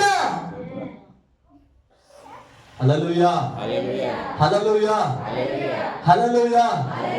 ಅದಕ್ಕೆ ಈಗ ನಾವು ಆಡಿದವಲ್ಲ, ದೇವರು ನನಗೆ ಆಶ್ರಯ ದುರ್ಗ ಅಂತಾರೆ. ಇಂಥವ್ರಿಗೇನು ಸ್ವಾಮಿ ಸ್ವಾಮಿ ಅನ್ನೋವರೆಲ್ಲ ಪರಲೋಕ ಸೇರುವರೆಂದು ನನ್ನ ಸ್ವಾಮಿ ಆಡಿರು ಅಣ್ಣಯ್ಯ. Hallelujah, hallelujah. ಸ್ವಾಮಿ ಸ್ವಾಮಿ ಅಂತ ಅನ್ಕೊಂಡು ತಿರುಗಾಡಿದ್ರೆ ಏನಾಗಲ್ಲ ಪ್ರಿಯ. ಪರಲೋಕಕ್ಕೆ ಸೇರಿದ ಆಮೇಲೆ ಇವರು ಭೂಲೋಕದಲ್ಲಿ ಏನ್ ಸಿಗಲ್ಲ ಇವರಿಗೆ. Hallelujah, hallelujah. ಅದಕ್ಕಾಗಿನೇ ವಾಕ್ಯ ಹೇಳ್ತಿದೆ, ಜನರೇ ಯಾವಾಗಲೂ ಆತನನ್ನೇ ನಂಬಿ ನಿಮ್ಮ ಹೃದಯವನ್ನು ಆತನ ಮುಂದೆ ಬಿಚ್ಚಿರಿ ಎಂಬುದಾಗಿ ವಾಕ್ಯವು ಹೇಳುತ್ತೆ. Hallelujah, hallelujah. ಯಾಕಂದ್ರೆ ದೇವರು ನಮ್ಮ ಆಶ್ರಯವು ಆಗಿದ್ದಾನೆ ಎಂಬುದಾಗಿ. Hallelujah, hallelujah, hallelujah. ಹಾಗಾದ್ರೆ ಹೃದಯವನ್ನು ಎಲ್ಲಿ ಬಿಚ್ಚಲಿಕ್ಕೆ ಸಾಧ್ಯ ನಾವು ಅಂತ ಹೇಳಿದ್ರೆ ಪ್ರಿಯರೇ, ಯೆಹೋವನು ಒದಗಿಸುವ ಬೆಟ್ಟ ಅನ್ನುವಂತ ಆ ಪ್ರಾರ್ಥನೆಗೆ ಸಮಯಕ್ಕೆ ನಾವು ತೆಗೆದುಕೊಂಡ ಸಮಯದಲ್ಲಿ ಹೋದಾಗ ಮಾತ್ರನೇ ನಾವು ಹೃದಯವನ್ನು ಬಿಚ್ಚಲಿಕ್ಕೆ ಸಾಧ್ಯ. ಕರ್ತನು ನಮಗಾಗಿ ಇಟ್ಟಿರ್ತಕ್ಕಂಥದ್ದನ್ನು ಹೊಂದಿಕೊಳ್ಳಲಿಕ್ಕೆ ಸಾಧ್ಯ ಪ್ರಿಯರೇ. ಆಮೇಲೆ ಹಲ್ಲೆಲೂಯಾ. ನೋಡ್ರಿ, ಈ ಚರ್ಚ್ ಸಭೆ ಇದೆ, ಇದ್ರ ಒಳಗೆ ಬರ್ಬೇಕಂದ್ರೇನು? ಡೋರ್ ಓಪನ್ ಮಾಡ್ಲೇಬೇಕು. ಡೋರ್ ಓಪನ್ ಮಾಡಿದಾಗ ಮಾತ್ರ ಬಂದು ಆರಾಮ ಕೂತ್ಕೊಳ್ತೀರ. ಬಾಗಿಲು ಹಾಕಿದ್ರೆ ಕೀಲ್ ಹಾಕಿದ್ರೆ ಏನ್ ಮಾಡ್ತೀರಿ ನೀವು? ಹಂಗೇನೆ ಪ್ರಾರ್ಥನಾ ಅನ್ನುವಂಥದ್ದು ಆಶೀರ್ವಾದಕ್ಕೆ ಬಾಗಿಲಾಗಿದೆ. ಹಲ್ಲೆಲೂಯಾ. ಈ ಯೆಹೋವನು ಒದಗಿಸುವ ಬೆಟ್ಟ ಅನ್ನುವಂಥದ್ದು ಅದೊಂದು ಬಾಗಿಲು ಪ್ರಿಯರೇ. ಅಲ್ಲಿ ಒಳಗಡೆ ಎಲ್ಲ ಇದೆ, ಆದ್ರೆ ನೀನು ಅಲ್ಲಿ ಹೋದಾಗ ಮಾತ್ರ ಅದು ಸಿಗುತ್ತೆ. ಓಪನ್ ಮಾಡಿದಾಗ ಒಳಗಡೆ ಹೋದಾಗ ಮಾತ್ರ ಸಿಗುತ್ತೆ ಪ್ರೇರೆ. ಹಲ್ಲೆಲೂಯಾ, ಅರ್ಥ ಆಗ್ತಿದೆನಾ? Amen, hallelujah. ಓಕೆ, ಹಾಗಾದ್ರೆ ಚೆನ್ನಾಗಿ ಗಮನಿಸ್ರಿ. ಇಲ್ಲಿ ಸ್ವಲ್ಪ ಗಮನಿಸಿ ನಾನು ಹೇಳುವಂತದನ್ನ. ಎಂತೆಂತ ಸಂದರ್ಭದಲ್ಲಿ ನಾವು ದೇವರ ಹತ್ರ ಹೋಗ್ಬೇಕು ಅಂತೇಳಿ ಉತ್ತಮ ಸಲಹೆಯನ್ನು ಯಾವುದೇ ಜನರಿಗೆ ನೀಡಲಾಗಿಲ್ಲ. ಲೋಕದ ಸೃಷ್ಟಿ ಕರ್ತನು ಒಬ್ಬನೇ, ನಿಜವಾದ ಮತ್ತು ಜೀವವುಳ್ಳ ದೇವರು ನಮ್ಮ ನಂಬಿಕೆಗೆ ಅರ್ಹನಾಗಿದ್ದಾನೆ. ಆಮೇಲೆ ಹಲ್ಲೆಲೂಯಾ. ಏನಂದ್ರೆ ಲೋಕದ ಸೃಷ್ಟಿಕರ್ತನು ಒಬ್ಬನೇ ಇದ್ದಾನೆ, ನಿಜವಾದ ಮತ್ತು ಜೀವವುಳ್ಳ ದೇವರು ಎಂಬುದಾಗಿ ನೋಡ್ತೇವೆ. ನಮ್ಮ ನಂಬಿಕೆಗೆ ಅರ್ಹನಾಗಿದ್ದಾನಂದ್ರೆ ದೇವರು. ಏನಾಗಿದ್ದಾನಂದ್ರಿ? ನಮ್ಮ ನಂಬಿಕೆಗೆ ಅರ್ಹನು. ಮತ್ತು ಆತನನ್ನು ಅನುಸರಿಸುವ ವ್ಯಕ್ತಿಯನ್ನು ಎಂದಿಗೂ ವಿಫಲಗೊಳಿಸುವುದಿಲ್ಲ ಅಂತಾರೆ. ಹಲ್ಲೆಲೂಯಾ. ಎಂದಿಗೂ ಸೋಲುವುದಕ್ಕೆ ಬಿಡುವುದೇ ಇಲ್ಲ. ನಾವು ಎಲ್ಲಾ ಸಮಯದಲ್ಲೂ ಚೆನ್ನಾಗಿ ಗಮನವಾಗಿ ಕೇಳ್ರಿ, ಚೆನ್ನಾಗಿ ಗಮನವಾಗಿ ಕೇಳ್ರಿ.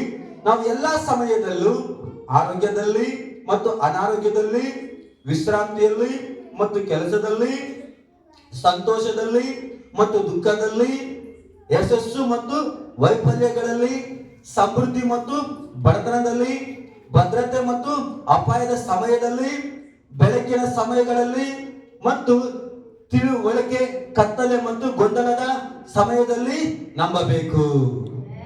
ಹಲ್ಲೆಲೂಯಾ. ಹೆಂಗಿರ್ಬೇಕು ವಿಶ್ವಾಸಿಯ ಜೀವಿತ? ಹೆಂಗಿರ್ಬೇಕು ದೇವರ ಮಕ್ಕಳ ಜೀವಿತ ಅಂದ್ರೆ ಇವೆಲ್ಲಾ ವಿಷಯಗಳೆಲ್ಲ ದೇವರನ್ನ ಹತ್ಕೊಂಡಿರ್ಬೇಕು. ಈ ಎಲ್ಲಾ ಸಂದರ್ಭದಲ್ಲಿ ಸಮಯದಲ್ಲಿ ಸಹ ನಾವು ದೇವರನ್ನೇ ಹಾಕಿಕೊಳ್ಳಬೇಕಾಗಿದೆ. ಆಮೇಲೆ ಹಲ್ಲೆಲೂಯಾ, ಹಲ್ಲೆಲೂಯಾ.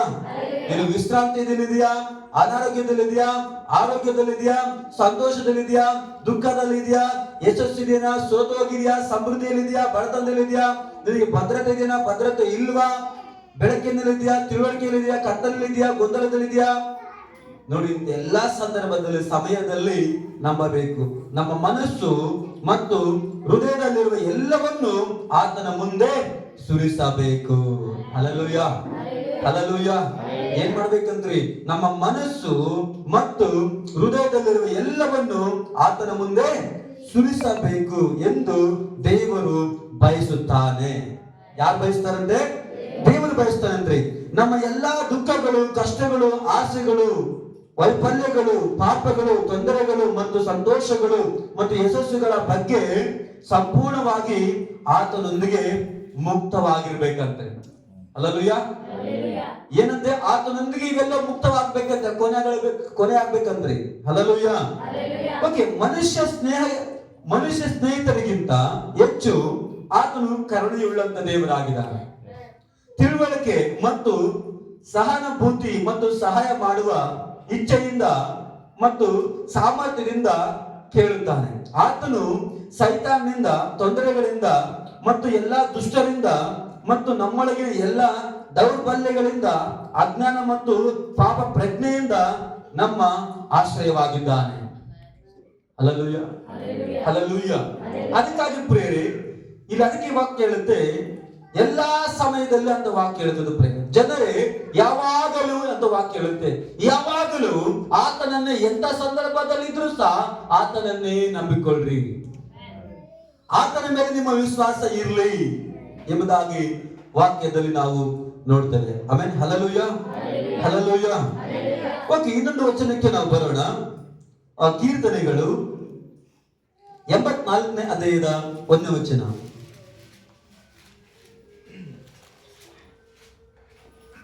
ಸೇನಾಧೀಶ್ವರನಾದ ಯೆಹೋವನೇ, ನಿನ್ನ ನಿವಾಸಗಳು ಎಷ್ಟೋ ರಮ್ಯವಾಗಿವೆ. Amen, hallelujah.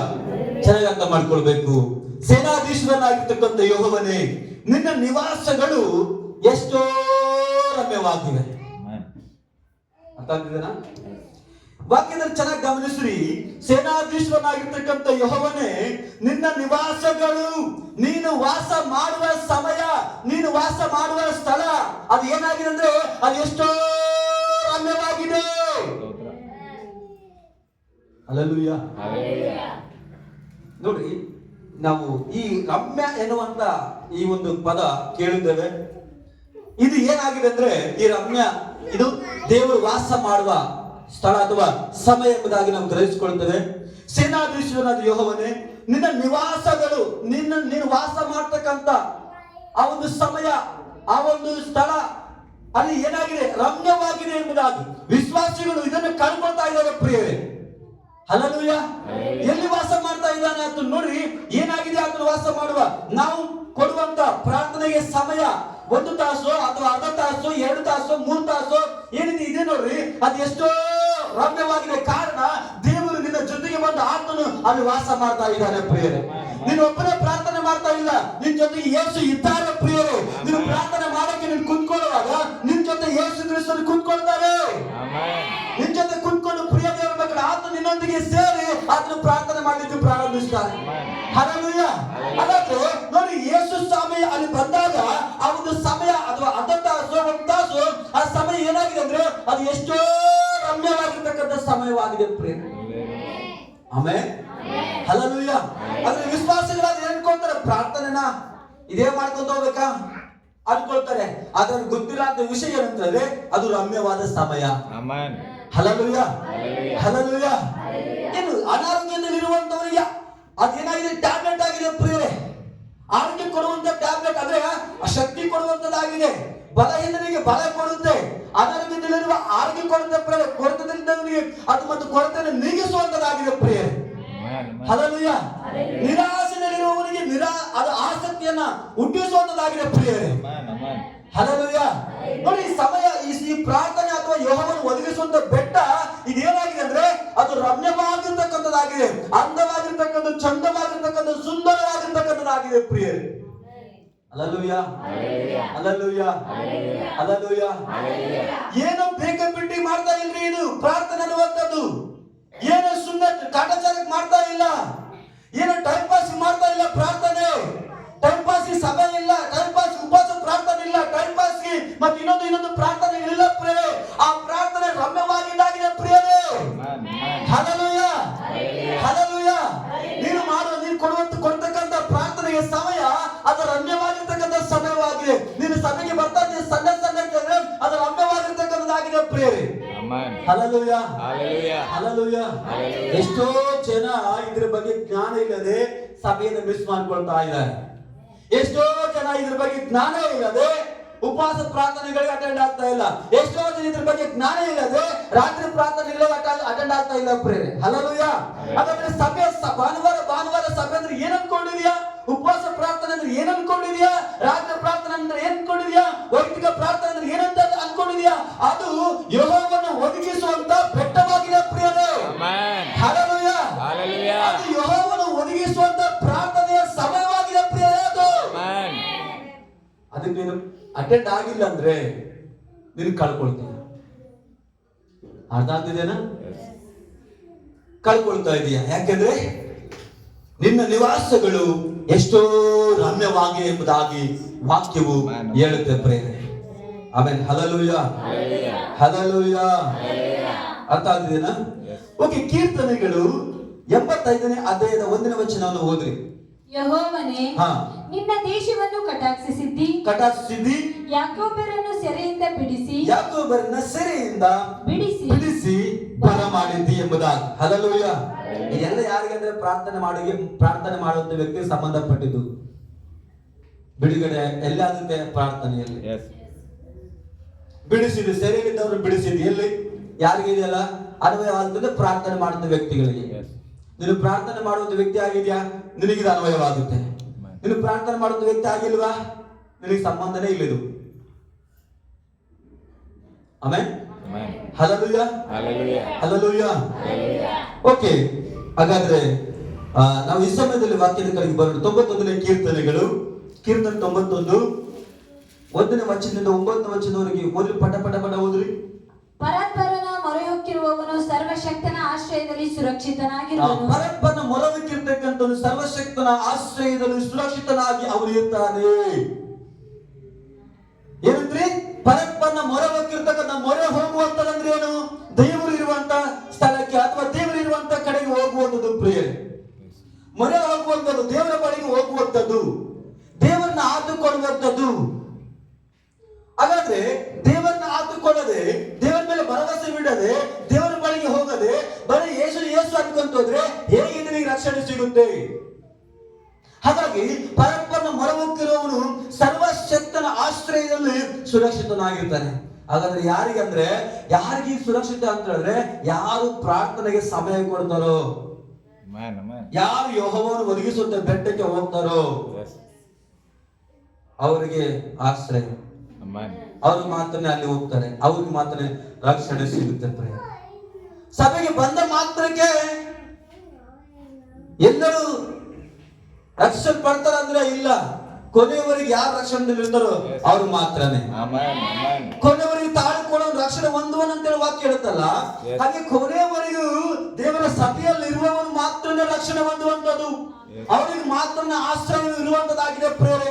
ಅದಕ್ಕಾಗಿ ಪರಸ್ಪರ ಮೊರೆಹೊಕ್ಕಿರುವವನು ಸರ್ವಶಕ್ತನ ಆಶ್ರಯದಲ್ಲಿ ಸುರಕ್ಷಿತನಾಗಿ ಇರುವನು. ಓಕೆ, 2ನೇ ವಚನ ಓದೋಣ. ನಾನು ಯೆಹೋವನಿಗೆ ನೀನೇ ನನ್ನ ಶರಣನು, ನನ್ನ ದುರ್ಗವು, ನಾನು ಭರವಸೆ ಬಿಟ್ಟಿರುವ ನನ್ನ ದೇವರು ಎಂದು ಹೇಳುವೆನು. ಹಲ್ಲೆಲೂಯಾ. ತಂಬೇಕಿದೆ ಎಲ್ಲ ಮಾತಾಡಕ್ಕೆ. ನಿನ್ನ ಪ್ರಾರ್ಥನೆಯಲ್ಲಿ ತಾಕತ್ತಿದೆಯಾ? ನಾನು ಒಂದು ವಿಷಯ ಹೇಳ್ತೀನಿ ಕೇಳಿ, ನನ್ನ ತಾಕತ್ತಿನ ಬಗ್ಗೆ. ಒಂದಿನ ಕಂಪ್ನಿಯಲ್ಲಿ, ನಾವು ಬಳ್ಳಾರಿ ಜಿಲ್ಲೆಯಲ್ಲಿ ಕಂಪ್ನಿ ತಾಲೂಕಿದೆ, ನಾನು ನಮ್ಮ ಹೆಣ್ಣು ಬೈಕಿಂದ ಬಿದ್ದಿವಿ.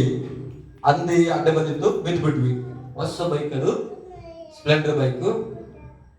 ಏನಾಗಿತ್ತಂದ್ರೆ ಇಲ್ಲೆಲ್ಲ ಮೊಣಕಾಲಿಗೆ ಹತ್ತಿತ್ತು, ಕೈಗೆ ಇಲ್ಲಿ ಮಚ್ಚಿದ್ದಿಲ್ಲ ಹತ್ತಿತ್ತು. ನನಗೆ ಸಿಟ್ಟು ಬಂತು, ಮೊಣಕಾಲಿಗೆ ಹತ್ತಿದ. ನಾನು ದಿನಾಲು ಮೊಣಕಾಲಲ್ಲಿ ಪ್ರಾರ್ಥನೆ ಮಾಡುವನು.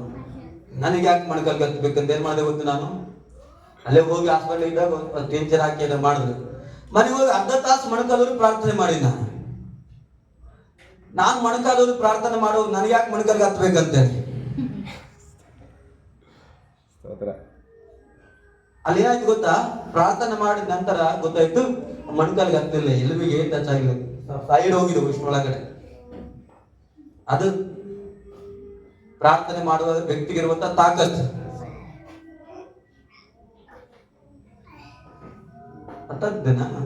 ಅದಕ್ಕೆ ಇಲ್ಲಿ ಬರೆಯಲ್ಪಟ್ಟಿದೆ ಏನಂತ ಹೇಳಿದ ವಾಕ್ಯ 2ನೇ ವಚನದಲ್ಲಿ, ನಾನು ಯೆಹೋವನಿಗೆ ನೀನೇ ನನ್ನ ಶರಣನು, ನನ್ನ ದುರ್ಗವು, ನಾನು ಭರವಸೆ ಬಿಟ್ಟಿರುವ ನನ್ನ ದೇವರು, ನಾನು ನಂಬಿಕೆ ಇಟ್ಟಿರುವಂತ ನನ್ನ ದೇವರು ನೀನೇ.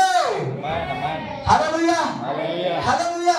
ಹೇಳ್ಬೇಕು, ಧೈರ್ಯವಾಗಿ ಹೇಳ್ಬೇಕು, ಸ್ವಾಮಿ ಎಂಬುದಾಗಿ, ನಾನು ನಿನ್ನಲ್ಲಿ ನಂಬಿಕೆ ಇಟ್ಟಿದ್ದೆ, ನಾನು ನಿನ್ನಲ್ಲಿ ಭರವಸೆ ಇಟ್ಟಿದ್ದೇನೆ, ನಿನ್ನನ್ನು ದೇವರು ಎಂಬುದಾಗಿ. Hallelujah, hallelujah. ಪ್ರಾರ್ಥನೆ ಮಾಡುವಂತ ವ್ಯಕ್ತಿ ಹೇಳಿ ಅಲ್ಲರಿ, ಅವನು ಧೈರ್ಯಶಾಲಿ ಆಗಿದ್ದಾನೆ. ಹಲ್ಲೆಲೂಯಾ.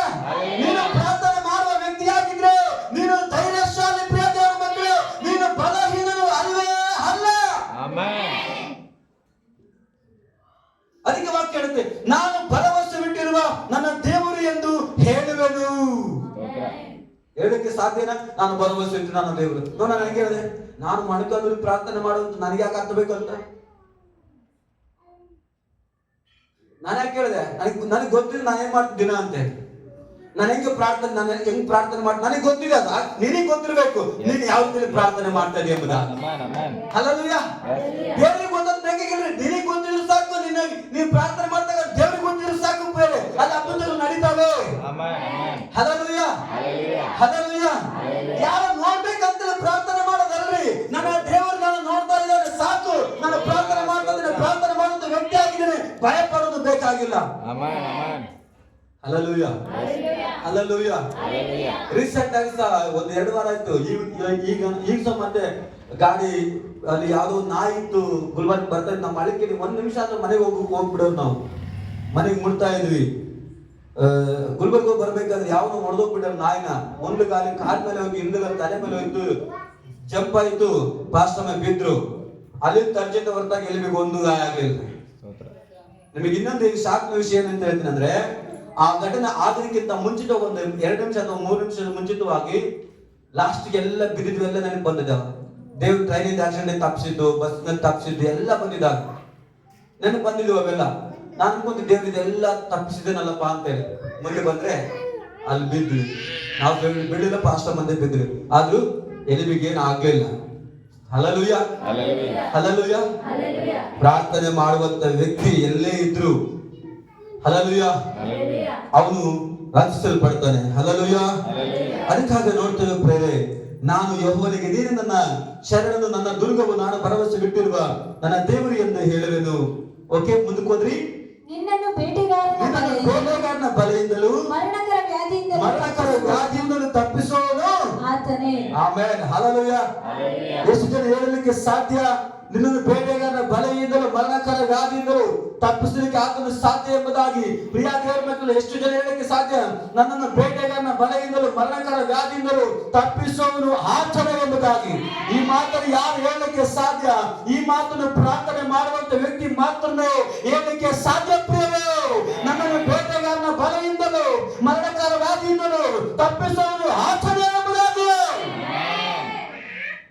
Hallelujah, hallelujah. ನೋಡಿ ಹಿಂಗೆ ಹೇಳ್ತೇನೆ, ಆತನು ನಿನ್ನನ್ನು ತನ್ನ ರೆಕ್ಕೆಗಳಿಂದ ಒದಗಿಸುವನು, ಆತನ ಪಕ್ಕಗಳ ಮರಿಯನ್ನು ಆಶ್ರಯಿಸಿಕೊಳ್ಳುವಿ, ಆತನ ಸತ್ತತೆಯ ನಿನಗೆ ಕೇಳಿಯುವ ಗುರಾಣಿ ಆಗಿದೆ.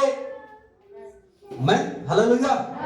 ಇವುಗಳಲ್ಲಿ ಭಯ ಹುಟ್ಟಿಸುವ ಯಾವುದಕ್ಕೂ, ಹಗಲಲ್ಲಿ ಆಳಿ ಬರುವ ಬಾಣಕ್ಕೂ, ಕತ್ತಲಲ್ಲಿ ಸಂಚರಿಸುವ ವಿಪತ್ತಿಗೂ, ಹಾನಿಕರವಾದ ಮಧ್ಯಾಹ್ನದ ಕೇಡಿಗೂ ಅಂಚ ಕಾರಣವಿಲ್ಲ. ನಾನು ಬಿದ್ದಿನಂದ್ರೆ ಅಳ್ಳಿಲ್ಲ, ಬಿದ್ದಿನ ಅಂತೇಳಿ ಭಯ ಆಗ್ಲಿಲ್ಲ, ನನಗೆ ಧೈರ್ಯ ಇತ್ತು. ನನ್ನ ದೇವ್ರು ಹೆಂಗೆ ಹಿಂಗ್ ಮಾಡ್ದ ಅಂತ ಹೇಳಿ.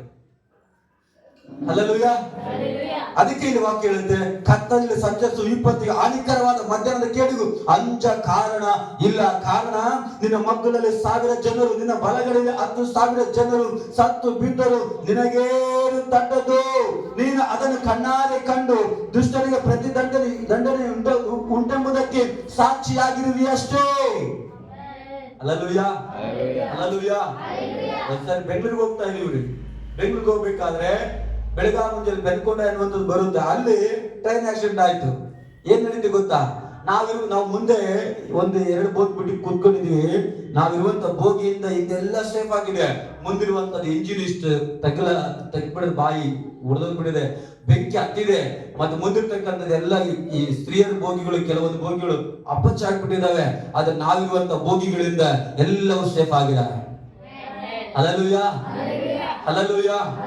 ಅದ್ರಿಂದ ಏನ್ ನಡೀತು ಅಂತ ಹೇಳಿದ್ರೆ, ನಾನು ಮನೆ ಬಿಟ್ಟರಿಂದ ಹಿಡಿದು ಕಂಪ್ಲೀಟ್ ಹೊಸಪೇಟೆವರೆಗೆ ಅನ್ಯ ಭಾಷೆಯಲ್ಲಿ ಪ್ರಾರ್ಥನೆ ಮಾಡ್ಕೊಂಡು ಹೋಗ್ತಾ ಇದ್ದೀನಿ. ಸಮಾಧಾನನೇ ಇಲ್ಲ. ಅನ್ಯ ಭಾಷೆಯಲ್ಲಿ ನನಗೆ ಗೊತ್ತಿಲ್ಲ ಯಾಕೆ ಪ್ರಾರ್ಥನೆ ಮಾಡ್ತಿದ್ದೀನಿ ಅಂತೇಳಿ. ಬಸ್ ಇಳಿದ್ರು ನೆನಪಿಲ್ಲ, ಹೋಗ್ತಾ ಇದ್ದೀನಿ ಹಂಗೆ ಮನಸ್ಸಲ್ಲಿ ಪ್ರಾರ್ಥನೆ ಮಾಡ್ಕೊಳ್ತಾ ಹೋಗ್ತಿದ್ವಿ. ಆದ್ರೆ ದೇವ್ ಏನ್ ಮಾಡಿದ್ ಗೊತ್ತಾ, ಅನ್ಯ ಭಾಷೆ ಪ್ರಾರ್ಥನೆ ಮಾಡಿರುವುದರಿಂದ ಆಗ್ಬೇಕಾಗಿರ್ತಕ್ಕಂಥ ಕೇಳಿಂದ ತಪ್ಪಿಸಿದ್ರು ಪ್ರಿಯರೇ. ಪ್ರಾರ್ಥನೆ ಮಾಡುವಂತ ವ್ಯಕ್ತಿಗೆ ಇದು ಸಾಧ್ಯ. ಪ್ರಾರ್ಥನೆ ಮಾಡುವಂತ ವ್ಯಕ್ತಿಯಿಂದ ಇದು ಸಾಧ್ಯವಾಗುತ್ತೆ ಪ್ರಿಯರೇ. ಪ್ರಾರ್ಥನೆ ಮಾಡುವ ವ್ಯಕ್ತಿ ಎಂದಿಗೂ ಭಯ ಪಡುವುದಿಲ್ಲ ಪ್ರಿಯರೇ. ಸಮಸ್ಯೆಗಳನ್ನ ನೋಡಿ ಅವನು ಧೈರ್ಯವಾಗಿ ಎದುರಿಸಲಿಕ್ಕೆ ನಿಂತ್ಕೊಳ್ತಾನೆ. ಹಲ್ಲೆಲೂಯಾ. ನೋಡಿ 9ನೇ ವಚನವನ್ನು ಓದ್ರಮ್ಮ. ಯೆಹೋವನೇ ನನ್ನ ಶರಣನು, ಪರಾತ್ಪರನನ್ನು ನಿವಾಸ ಸ್ಥಾನ ಮಾಡಿಕೊಂಡಿದ್ದೀಯಲ್ಲ. ಯೆಹೋವನೇ ನನ್ನ ಶರಣನು, ಪರಾತ್ಪರನನ್ನು ನಿವಾಸ ಸ್ಥಾನವಾಗಿ ಮಾಡಿಕೊಂಡಿದೆಯಲ್ಲ. ಯಾವ ದೇವರನ್ನ? ಪರಾತ್ಪರವಾಗಿರ್ತಕ್ಕಂಥ ದೇವರನ್ನ ನಿವಾಸ ಸ್ಥಾನವಾಗಿ ಮಾಡಿಕೊಂಡಿದ್ದೀಯಲ್ಲ ಎಂಬುದಾಗಿ ವಾಕ್ಯ ಹೇಳುತ್ತೆ ಪ್ರಿಯರೇ. ಹಲ್ಲೆಲೂಯಾ. ಹಾಗಾದ್ರೆ ಎಲ್ಲಿ ವಾಸ ಮಾಡ್ತಾನೆ?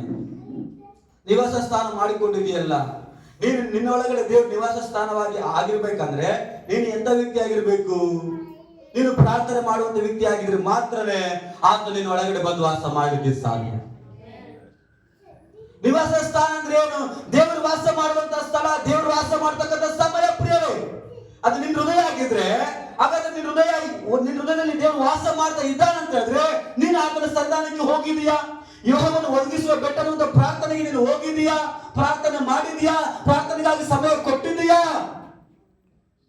ಇದೆಲ್ಲ ಇದ್ದಾಗ ಮಾತ್ರನೇ ನಿನ್ನ ಹೃದಯದಲ್ಲಿ ಬಂದು ದೇವರು ವಾಸ ಮಾಡ್ತಾನೆ, ನಿವಾಸ ಸ್ಥಾನವಾಗಿ ಇರ್ತಾನೆ ಪ್ರಿಯರೇ ಆತನು. Hallelujah, hallelujah. ಅದಕ್ಕಾಗಿ ಪರಾತ್ಪರನನ್ನು ನಿವಾಸ ಸ್ಥಾನವಾಗಿ ಮಾಡಿಕೊಂಡಿದೆಯಲ್ಲ ಎಂಬುದಾಗಿ ವಾಕ್ಯವು ಹೇಳುತ್ತೆ ಸ್ಪಷ್ಟವಾಗಿ. Amen, hallelujah. ಓಕೆ, ಇನ್ನೊಂದು ವಚನವನ್ನು ಓದೋಣ. ಕೀರ್ತನೆಗಳ 142ನೇ ಅಧ್ಯಾಯದ 5ನೇ ವಚನವನ್ನು ಓದ್ರಿ. ಯೆಹೋವನೇ, ನಾನು ನಿನಗೆ ನೀನೇ ನನ್ನ ಶರಣನು, ಜೀವಲೋಕದಲ್ಲಿ ನನ್ನ ಪಾಲು ಆಗಿದ್ದಿ, ಎಂದು ಕೂಗಿ ಮೊರೆ ಇಟ್ಟಿದ್ದೇನೆ. ಹಲ್ಲೆಲೂಯಾ. ಅದನ್ನು ಗಮನಿಸಿ ಪ್ರೇರೆ. ಯೆಹೋವನು ನಾನು ನಿನಗೆ, ನೀನೇ ನನ್ನ ಶರಣನು, ಜೀವ ಲೋಕದಲ್ಲಿ ನನ್ನ ಪಾಲು ಆಗಿದ್ದಿ. ಯಾವ ಲೋಕದಲ್ಲಿ? ಜೀವಿತ ಕಾಲದಲ್ಲಿ ನನ್ನ ಮತ್ತು ನೋಡುವ ಇಹಲೋಕದ ಜೀವಿತ ಮುಗಿಯುವ ತನಕ, ಈ ನನ್ನ ಪ್ರಾಣ ಹೋಗುವವರೆಗೂ, ನಾನು ದೇವರ ಬಳಿಗೆ ಹೋಗುವವರೆಗೂ, ಈ ಭೂಲೋಕದಲ್ಲಿ ಜೀವಂತವಾಗಿರುವವರೆಗೂ ಏನಂತ ಹೇಳುತ್ತೆ? ನನ್ನ ಪಾಲು ಆಗಿದೆಯಲ್ಲ ಎಂದು ಕೂಗಿ ಮೊರೆ ಇಟ್ಟೆನು. ಹೆಂಗಂದ್ರೆ ಮೊರೆ ಇಟ್ಟನಂತೆ? ಕೂಗಿ ಮೊರೆ ಇಟ್ಟನು ಅಂತ ಹೇಳುತ್ತೆ ವಾಕ್ಯ. ಹೆಂಗ ಮೊರೆ ಇಟ್ಟರಂದ್ರೆ? ಕೂಗಿ ಮೊರೆ ಇಟ್ಟನು. ಏನಂತ? ಜೀವಲೋಕದಲ್ಲಿ ನನ್ನ ಪಾಲು ನೀನೇ ಆಗಿದೆಯಪ್ಪ. ಜೀವಲೋಕದಲ್ಲಿ ದೇವರೇ ನೀನು ನನ್ನ ಪಾಲಾಗಿದೆಯಾ? ನನ್ನ ಜೀವಿಸೋ ದಿನವೆಲ್ಲ ಪ್ರಭು ನೀನು ನನ್ನ ಪಾಲು ಎಂಬುದಾಗಿ ಪ್ರಿಯರೇ. Hallelujah, hallelujah. ಇರುವ ಸ್ವಲ್ಪ ಜೀವಿತ, ಈ ಜೀವಿತದಲ್ಲಿ ಯೆಹೋವನೇ ನೀನೇ ನನ್ನ ಪಾಲು ಎಂಬುದಾಗಿ ನಮಗೆ ಗೊತ್ತಿದೆ. ಈ ಜೀವ ಅಂದ್ರೆ ಮತ್ತೆ ನಾವು ಭೂಮಿಯಲ್ಲಿ ಹುಟ್ಟಿ ಬರಲ್ಲ ಎಂಬುದಾಗಿ, ತಿರುಗಿನ ಬದುಕಲ್ಲ ಎಂಬುದು ಒಂದೇ ಒಂದು ಜೀವಿತ ಎಂಬುದಾಗಿ ಪ್ರಿಯರೇ. ಅದಾದ ನಂತರ ನ್ಯಾಯ ತೀರ್ಪು ಎಂಬುದಾಗಿ ಗೊತ್ತಿದೆ. ಆದ್ರೂ ಸಹ ನಮ್ಮ ಜೀವಿತದಲ್ಲಿ ನಮಗೆ ಯಾರು ಪಾಲಾಗಿದ್ದಾರೆ? ನಮ್ಮ ಜೀವಿತದಲ್ಲಿ ನಮಗೆ ಪಾಲು ದೇವರಾಗಿದ್ದಾರೆ, ಅದು ವಸ್ತುಗಳಾಗಿದ್ದಾರೆ, ಅದು ವ್ಯಕ್ತಿಗಳಾಗಿದ್ದಾರೆ. ಏನಾಗಿದೆ ನಮ್ಮ ಜೀವಿತದಲ್ಲಿ? ಹಲ್ಲೆಲೂಯಾ. ಇದನ್ನು ಮೊರೆ ಇಡ್ತದೆ, ನನ್ನ ಪಾಲು ಆಗಿದೆ ಎಂದು ಕೂಗಿ ಮೊರೆ ಇಟ್ಟೆನು. ನೋಡ್ರಿ, ಕೂಗುವಂಥದ್ದು ಪ್ರಾರ್ಥನೆಯಲ್ಲಿ ಹೋಗುವಂತ ವ್ಯಕ್ತಿ ಕೂಗಿ ಮೊರೆ ಇಟ್ಟನು ಎಂಬುದಾಗಿ ವಾಕ್ಯ. ಅಲ್ಲಿ ಹೃದಯವನ್ನು ಬಿಚ್ಚಿ ಆತನು ಆತನು ದೇವರ ಮುಂದೆ ಹೃದಯವನ್ನು ಬಿಚ್ಚಿದ್ರೆ, ಇಲ್ಲಿ ಕೂಗಿ ಆತನಿಗೆ ಹೇಳ್ತಾ ಇದ್ದಾನೆ ಪ್ರಿಯರೇ. ಇದೆಲ್ಲ ಎಲ್ಲಿ ನಡೀಲಿಕ್ಕೆ ಸಾಧ್ಯ? ಇದೆಲ್ಲ ಎಲ್ಲಿ ನಡೀತು? ಪ್ರಾರ್ಥನೆಯಲ್ಲಿ ಮಾತ್ರ ಇವೆಲ್ಲ ನಡೆದಿರೋದು ಪ್ರಿಯ ದೇವರ ಮಕ್ಕಳೇ. ಕೂಗುವಂಥದ್ದು, ಮೊರೆ ಇಡುವಂಥದ್ದು ಎಲ್ಲವನ್ನೂ ಸಹ ಇದು ಪ್ರಾರ್ಥನೆಯಲ್ಲಿಯೇ.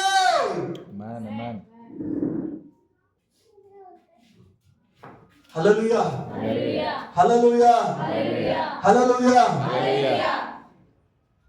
ಅರ್ಥ ಆಗ್ತಿದ್ದೇನೆ ಪ್ರಿಯರೇ ವಾಕ್ಯದಲ್ಲಿ? ನನ್ನ ಪಾಲು ನೀನೇ ಎಂಬುದಾಗಿ ವಾಕ್ಯದಲ್ಲಿ ನಾವು ನೋಡ್ತೇವೆ ಪ್ರಿಯರೇ. ಆಮೇಲೆ ಹಲ್ಲೆಲೂಯಾ, ಹಲ್ಲೆಲೂಯಾ. ಓಕೆ, ಇನ್ನೊಂದು ವಚನ ಓದೋಣ. ಕೀರ್ತನೆಗಳು 145ನೇ ಅಧ್ಯಾಯದ 18ನೇ ವಚನ ಓದಿ ವಾಕ್ಯವನ್ನ ಪ್ರಿಯರೇ. ಯೆಹೋವನಿಗೆ ಮೊರೆ ಇಡುವವರು ಯಥಾರ್ಥವಾಗಿ ಮೊರೆ ಇಡುವುದಾದ್ರೆ ಆತನು ಹತ್ತಿರವಾಗಿಯೇ ಇದ್ದಾನೆ. ದೇವರಿಗೆ ಹತ್ತಿರವಾಗಿದ್ದಾನೆ ಅಂತ ನಾನು ಹೇಳಿದ ಮಾತ್ರಕ್ಕೆ ದೇವರು ಹತ್ತಿರವಾಗಿದ್ದಾನ? ಆದ್ರೆ ಯಾವಾಗ ದೇವರು ಹತ್ತಿರವಾಗಿದ್ದಾನೆ ಪ್ರಿಯರೇ? ಯೆಹೋವನಿಗೆ ಮೊರೆ ಇಡುವಾಗೆಲ್ಲ ಮೊರೆ ಇಡುವವರು ಯಥಾರ್ಥವಾಗಿ ಮೊರೆ ಇಡುವುದಾದ್ರೆ, ಹಾಗಾದ್ರೆ ಮೊರೆ ಇಡುವುದಾದ್ರೆ ಏನು?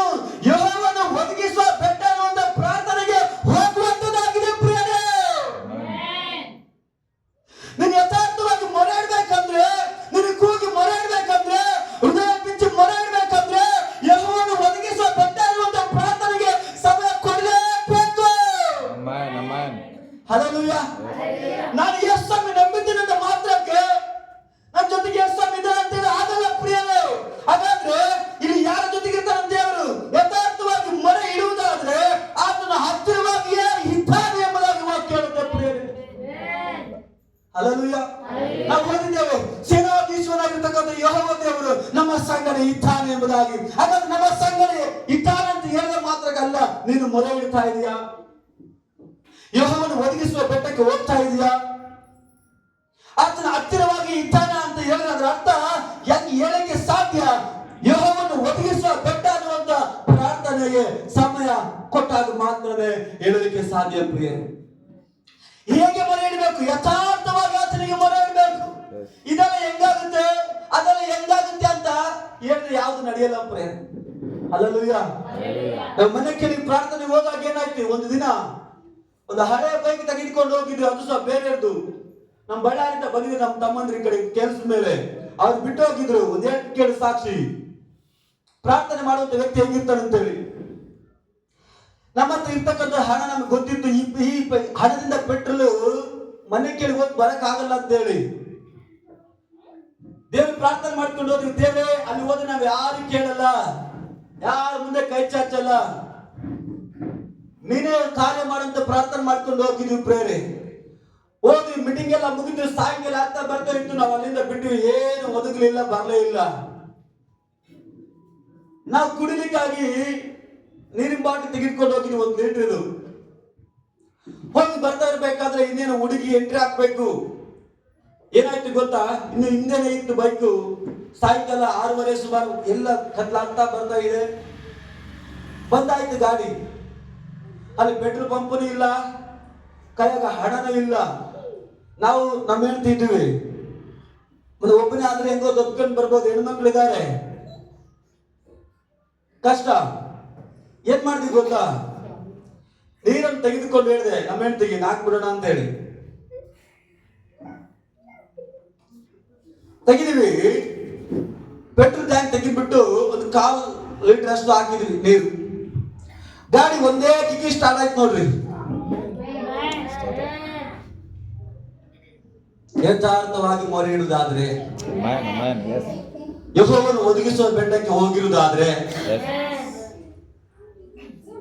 ಏನಾಯ್ತು ಗೊತ್ತಾ, ಸುಮಾರು ಒಂದು 15-20 ಕಿಲೋಮೀಟರ್ ಬಂದು ಮತ್ತೆ ಬಂದಾಯ್ತು. ಮತ್ತೆ ಏನ್ ಮಾಡಿದೆ, ಮತ್ತೆ ಇನ್ನೊಂದು 1/4 ಲೀಟರ್ ಹಾಕಿದೀವಿ ನೀರು. ಹಲ್ಲೆಲೂಯಾ. ಏನಾಯ್ತು ಗೊತ್ತಾ, ಸೀದಾ ನಮ್ಮ ಊರಿಗೆ ಹೋಗಿ, ನಮ್ಮ ಬೆಟ್ಟದ ಮೇಲೆ ಮನೆ ಇತ್ರಿ, ಆ ಬೆಟ್ಟದ ಮೇಲೆ ಹೋಗಿ ನಮ್ ಗಾಡಿ ನಿಂತ್ಕೊಳ್ತು.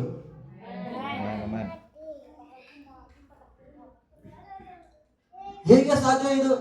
ಯಥಾರ್ಥವಾಗಿ ಮೊರೆ ಇಡುವಾಗ ಸಾಧ್ಯ. ಅದು ಹೆಂಗಾಗುತ್ತೆ, ಇದು ಹೆಂಗಾಗುತ್ತೆ ಅಂತ ಹೇಳಿದ್ರೆ ಏನಾಗಲ್ರಿ. ಅದು ನಮ್ಗೆ ಹೆಂಗಾಗುತ್ತೆ ನಮ್ಗೆ ಹಾಕ್ಬೇಕದು, ನಮ್ಗೆ ಒದಗಿದ್ರೆ ಸಾಕಷ್ಟೇ.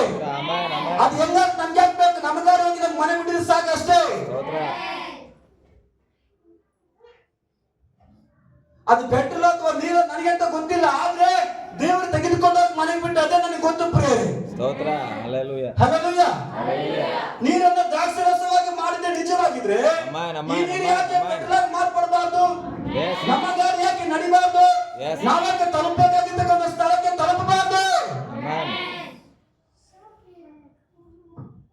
ಹಲ್ಲೆಲೂಯಾ. ಹಲ್ಲೆಲೂಯಾ. ನೋಡಿ, ಇಷ್ಟೊಂದು ಲಾಭಗಳಿದಾವೆ ಪ್ರಾರ್ಥನೆ ಮಾಡುವಂತ ವ್ಯಕ್ತಿಗೆ. ಯೆಹೋವನು ಒದಗಿಸುವ ಬೆಟ್ಟಕ್ಕೆ ಹೋದ್ರೆ ಎಷ್ಟೊಂದು ಲಾಭಗಳಿದಾವೆ.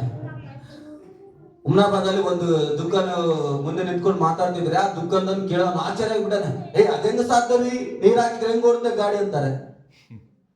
ಅದು ಓಡೋದು ನನಗೆ ಗೊತ್ತಿಲ್ಲ, ನಿನಗೆ ಕೇಳಬೇಕು. ನನಗೆ ಅದು ನನಗೆ ಗೊತ್ತಿಲ್ಲ, ನಿನಗೆ ಕೇಳಿ. ನಾನು ಹಾಕಿದ್ದು ನಿಜ, ನಾವು ಹೋಗಿದ್ದು ನಿಜ.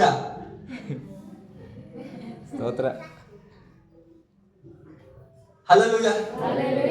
ಅದಕ್ಕೆ ಹೇಳಿದೆ ಏನಂತ, ಇಲ್ಲಿ 91 ಕೀರ್ತನೆಯಲ್ಲಿ ಏನು ಓದಿದ್ವಿ ನಾವು? 2ನೇ ವಚನ ಓದಿದ್ವಿ ಸಾರಿ. 91 ಕೀರ್ತನೆ ಬೇಗ.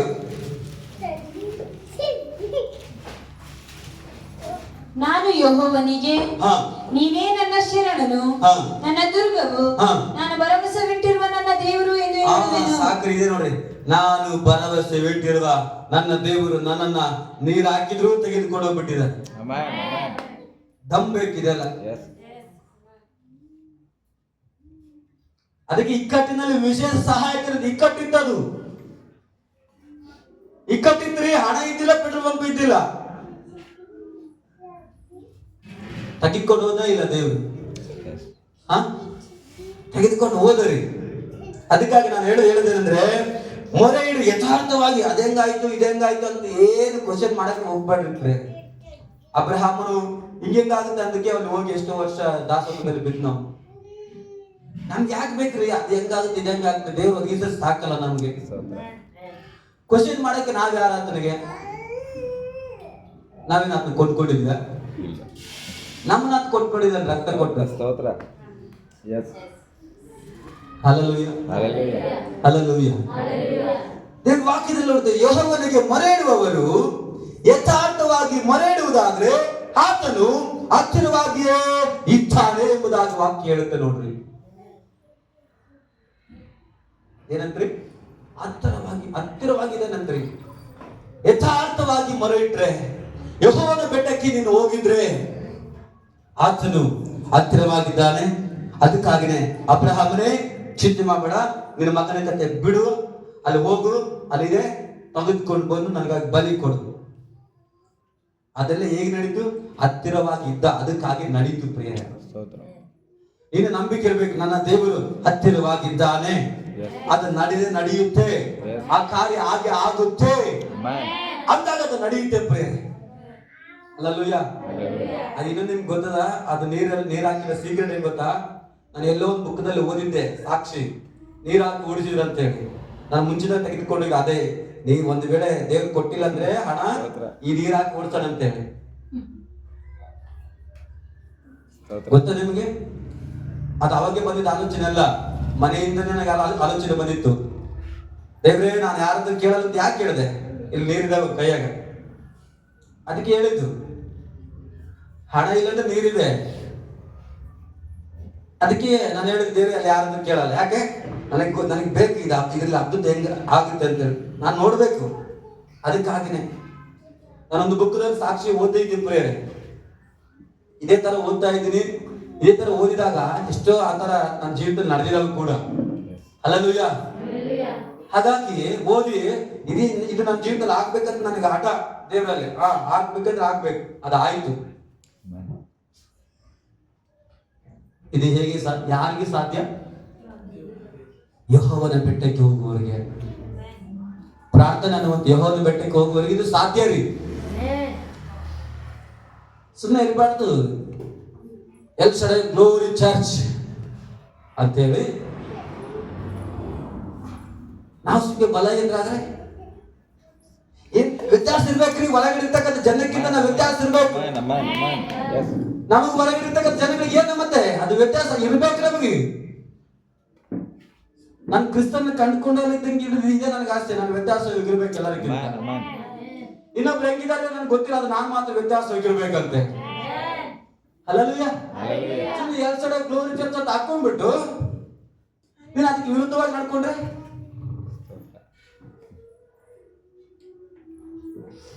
ಎಲ್ ಸೈಡ್ ಗ್ಲೋರಿ ಚರ್ಚಿಗೆ ಬಂದು ಇಲ್ಲಿ ನೋಡಿದ್ರೆ ನಾನು ನೋಡಿದ್ರೆ ಏನಪ್ಪ, ಫೈರ್ ಎಲ್ಲ ಕಡೆ ಎಲ್ಲೇನದ ಪಾರಿವಾಳ ಇಲ್ಲಿ ಇದೆಲ್ಲ, ಅಲ್ಲಿ ಇದೆ, ಇಲ್ಲಿ ಇದೆ, ಬೆಂಕಿ ಇದೆ ಅದರಲ್ಲಿ.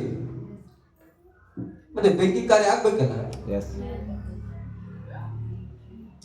ಬೆಕ್ಕಿದಾಗಲೇ ಇರ್ಬೇಕು ನಾವು. Amen. ಮಹಿಮೆಯಿಂದ ಯಾವಾಗಲೂ ತುಂಬಿರ್ಬೇಕು. Yes. ಹಲ್ಲೆಲೂಯ. Hallelujah. ನಾನು ಆರಾಧನೆ ಮಾಡೋದ್ರಲ್ಲಿ ಯಾಕೆ ಬರಲಿಲ್ಲ ಇಲ್ಲಿಗೆ? ಅಲ್ಲಿ ಮಹಿಮೆ ಇಲ್ಲಿ ಬಂದು ನಾನೇನು ಮಾಡಿ ಕೂತ್ಕೊಂಡು ನನಗೆ ಮಹಿಮೆಯಲ್ಲಿ ಇರ್ಲಿಕ್ಕೆ ನನಗೆ ಚೆನ್ನಾಗಿ ಇಷ್ಟ ಇದೆ. ಆ ಮಹಿಮೆ ಆರಾಧನೆ ಮಾಡ್ಬೇಕಾದ್ರೆ ಆ ಮಹಿಮೆನ ಅನುಭವಿಸ್ತಾ ಇರ್ತೀವಿ ನಾವು. Amen. Amen. ಇಲ್ಲಿ ಬಂದು ಕೂತ್ಕೊಂಡು ಅರೆ ಬರ್ಬೇಕಾದ ಮಹಿಮೆ ನಾನೇ ಕಳ್ಕೊಳ್ಳಿ. ಸ್ತೋತ್ರ ಸ್ತೋತ್ರ. ಹಲೋ, ನೀವು ಇಲ್ಲಿ ಹಾರಾಡ್ತೀವ್ರಿ, ನಾನು ಅಲ್ಲೇ ಡ್ಯಾನ್ಸ್ ಮಾಡ್ತಿದ್ದೀನಿ ನಾನು ಹಿಂದ್ಗಡೆ. ನಿಮಗೆ ಗೊತ್ತಾ ಹಾರಾಡಿಕೊಂತ? ಹಾ ನಿಜ ರೀ. ಯಾಕಂದ್ರೆ ನಾನು ಸಹ ಆರಾಧನೆ ಮಾಡೋ ವ್ಯಕ್ತಿ.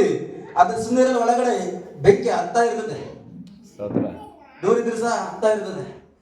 ನಾ ಎಲ್ಲ ಮೀಟಿಂಗ್ ಹೋಗಿರ್ತೀವಿ ನೋಡ್ರಿ, ನಮ್ಗಿಂತ ಮುಂಚಿತವಾಗಿ ಯಾರು ಪ್ರಾರ್ಥನೆ ಮಾಡಿರ್ತಾರೆ. ಅವಾಗ ನಂಗೆ ನಿದ್ದೆ ಬರಲ್ಲ. ಅದು ಅವ್ನು ಪ್ರೇರಣೆ ಮಾಡ್ತಿರ್ತಾರೆ ಅಂದ್ರೆ ನಿದ್ದೆ ಬರಲ್ಲ, ನಮಗೆ ಎಚ್ಚರಿಕೆ ಆಗ್ಬಿಡ್ತದೆ. ಕೆಲವ್ರು ಏನ್ ಮಾಡ್ತಾರೆ, ಮುದುಕೊಂಡು ಮಲ್ಕೊಂತಾರೆ. ಅದು ಹೆಂಗ್ ಮಲ್ಕೊಂತಾರೆ ನನಗೆ ಗೊತ್ತಿಲ್ಲ. ಆದ್ರೆ ನಾನ್ ಮಾತ್ರ ಹಂಗ್ ಮಲಗೋಲ್ಲ. ಎದ್ದು ಬಿಟ್ಟು ಚೆನ್ನಾಗಿ ರೆಡಿ ಆಗ್ಬಿಟ್ಟು ಪ್ರಾರ್ಥನೆ ಕೊಡೋದೆ. ಸ್ತೋತ್ರ. ಕೆಲವರು ಬಾಜರ ಪ್ರಾರ್ಥನೆ ಮಾಡ್ತಾ ಇರ್ತಾರೆ, ಒದ್ಕೊಂಡು ಸುತ್ಕೊಂಡು ಮಲ್ಕೊಂಡಿರ್ತಾರೆ. ಏನಾದ್ರೂ ಅರ್ಥ, ಇವ್ರು ಇನ್ನೂ ಗ್ಲೋರಿ ಬಂದಿಲ್ಲ, ಮಹಿಮೆ ಹತ್ತಿಲ್ಲ ಅಂತ ಅದ್ರ ಅರ್ಥ. ಹಲ್ಲೆಲೂಯಾ. Hallelujah. ಹಲ್ಲೆಲೂಯಾ. ಜೇನುತುಪ್ಪ ತಿಂದವನಿಗೆ ಅದು ರುಚಿಯಿಂದ ಗೊತ್ತಿರ್ತದ್ರಿ. Yes. ಅದನ್ನ ಅನುಭವಿಸಿದ್ರೆ ಗೊತ್ತಿರ್ತದೆ ಏನಂತ. ಇಲ್ಲಂದ್ರೆ ಏನ್ ಗೊತ್ತಾಗಲ್ಲ. ಅದಕ್ಕೆ ಅವ್ರು ಸುತ್ಕೊಂಡು ಮನ್ಕೊಂತಾ ಇರ್ತಾರೆ. ಹಲ್ಲೆಲೂಯಾ. ಓಕೆ, ಯೆಹೋವನಿಗೆ ಮೊರೆಯಿಡುವವರು ಯಥಾರ್ಥವಾಗಿಯೇ ಮೊರೆಯಿಡುವುದಾದ್ರೆ ಆತನು ಹತ್ತಿರವಾಗಿಯೇ ಇದ್ದಾನೆ ಎಂಬುದಾಗಿ ವಾಕ್ಯ ಬಲವಾಗಿ ನಮಗೆ ಸಾಕ್ಷಿ ಕೊಡುತ್ತೆ ಪ್ರೇರೆ. ಆಮೇಲೆ ಹಲ್ಲೆಲೂಯಾ. ಹಲ್ಲೆಲೂಯಾ. ಹಲ್ಲೆಲೂಯಾ. ಓಕೆ, ಜ್ಞಾನೋಕ್ತಿ ಕಡೆಗೆ ಬರೋಣ.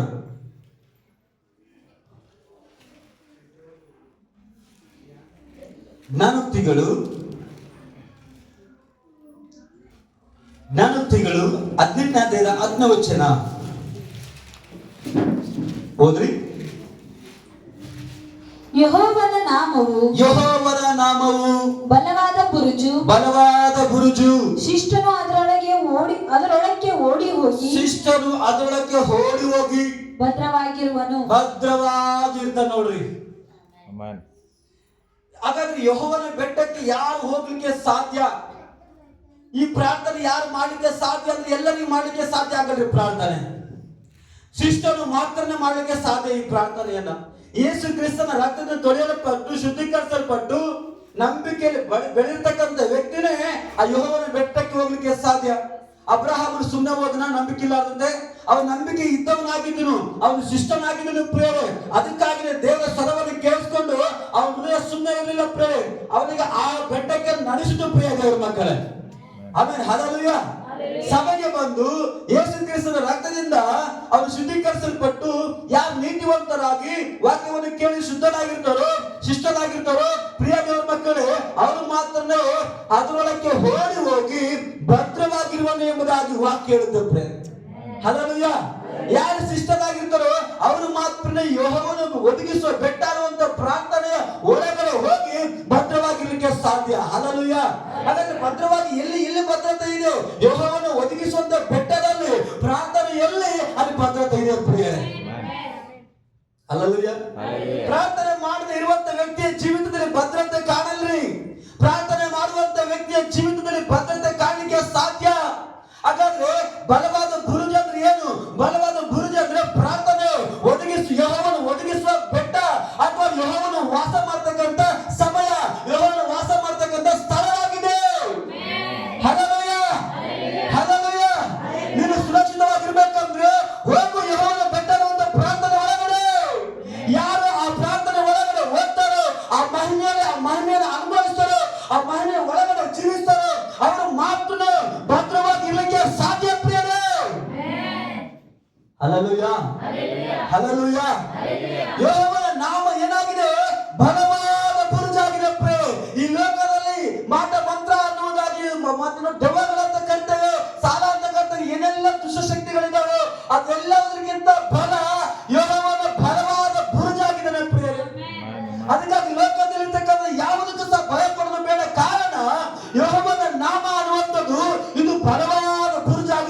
ಎಲ್ಲಾ ನಾಮಗಳಿಗಿಂತ ಶ್ರೇಷ್ಠವಾದ ನಾಮ, ಎಲ್ಲ ಬಲಗಳಿಗಿಂತ ಮೇಲಾದ ಬಲವು ಇದುವೇ ಆಗಿದೆ ಪ್ರಿಯರೇ. Hallelujah, hallelujah. ಅದಕ್ಕಾಗಿ ಯೆಹೋವನ ನಾಮವು ಬಲವಾದ ಬುರುಜಾಗಿದೆ. ಯೇಸು ಅನ್ನುವಂತ ನಾಮ ಬಲವಾದ ಬುರುಜು. ಆದ್ರೆ ಆ ಯೇಸುವಿನ ನಾಮದಲ್ಲಿ ನೀನು ಹೊರಗಡೆ ಬಂದಿದೀಯಾ? ಹಲ್ಲೆಲೂಯಾ. ಅದ್ರ ಒಳಗಡೆ ಬರಲಿಕ್ಕೆ ಮಾತು ಯಾವುದು? ಅದು ಪ್ರಾರ್ಥನೆ ಆಗಿದೆ ಪ್ರಿಯರೇ. ಯೆಹೋವನ ನಾಮ ಬಲವಾದ ಬುರುಜು, ಅದ್ರ ಒಳಗಡೆ ಹೋಗಲಿಕ್ಕೆ ಮಾತು ಯಾವುದು? ಪ್ರಾರ್ಥನೆ. ಆ ಪ್ರಾರ್ಥನೆ ಇಲ್ಲದೆ ನಾವು ಯೆಹೋವನ ನಾಮದಲ್ಲಿ ಹೋಗಲಿಕ್ಕೆ ಸಾಧ್ಯ ಇಲ್ಲ ಪ್ರಿಯರೇ. ಪ್ರಾರ್ಥನೆ ಇಲ್ಲದೆ ಆ ಬಲವಾದ ಬುರುಜಿನ ಒಳಗಡೆ ಹೋಗಲಿಕ್ಕೆ ಸಾಧ್ಯನೇ ಇಲ್ಲ. ಹಲ್ಲೆಲೂಯಾ. ಅದಕ್ಕೆ ಯೆಹೋವನ ನಾಮವು ಬಲವಾದ ಬುರುಜು, ಶಿಷ್ಟನು ಅದರೊಳಕ್ಕೆ ಓಡಿ ಹೋಗಿ ಭದ್ರವಾಗಿರುವನು ಎಂಬುದಾಗಿ ವಾಕ್ಯ ಹೇಳುತ್ತದೆ. ಭದ್ರವಾಗಿರುವನು ಎಂಬುದಾಗಿ ವಾಕ್ಯ ಹೇಳುತ್ತೆ. ಭದ್ರತೆ ಬೇಕಾ? ಯೆಹೋವನು ಒದಗಿಸುವ ಬೆಟ್ಟ ಅನ್ನುವಂತ ಪ್ರಾರ್ಥನೆಗೆ ಹೋಗು. ಆ ಯೆಹೋವನ ನಾಮದಲ್ಲಿ, ಯೇಸು ನಾಮದಲ್ಲಿ ನಿನಗೆ ಭದ್ರತೆ ಬೇಕಾ? ಅದಕ್ಕೆ ಮಾತ್ರ ಪ್ರಾರ್ಥನೆ. ಆ ಪ್ರಾರ್ಥನೆ ಇಲ್ಲದೆ ನಿನಗೆ ಸುರಕ್ಷತೆ ಇಲ್ಲ. ಪ್ರಾರ್ಥನೆ ಇಲ್ಲದೆ ಭದ್ರತೆ ಇಲ್ಲ. ಪ್ರಾರ್ಥನೆ ಇಲ್ಲದೆ ಯೆಹೋವನ ನಾಮದಲ್ಲಿ, ಯೇಸು ನಾಮದಲ್ಲಿ ರಕ್ಷಣೆ ಇಲ್ಲವೇ ಇಲ್ಲ. Hallelujah, hallelujah, hallelujah, hallelujah. ಅರ್ಥ ಆಗ್ತಿದೆನಾ? ಆಮೇಲೆ ಹಲ್ಲೆಲೂಯಾ. ಓಕೆ, ಇನ್ನೊಂದು ವಚನವನ್ನು ಓದೋಣ.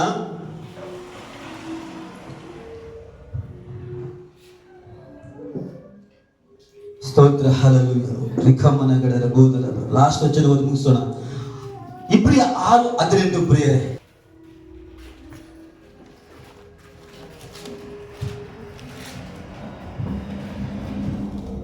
ಬೇಗ ಓದ್ರಿ. ಇಬ್ರಿಯ 6:18 ವಚನ. ಹರಿ ಬಾಬಾ ಶಂಬರ ಮಮ ಶಿವರ ಬರ. ಇಬ್ರಿಯ 6:18 ವಚನ. ನಾನು ಓದ. ಆಶ್ರಯವನ್ನು ಹೊಂದಬೇಕೆಂದು ಓಡಿ ಬಂದು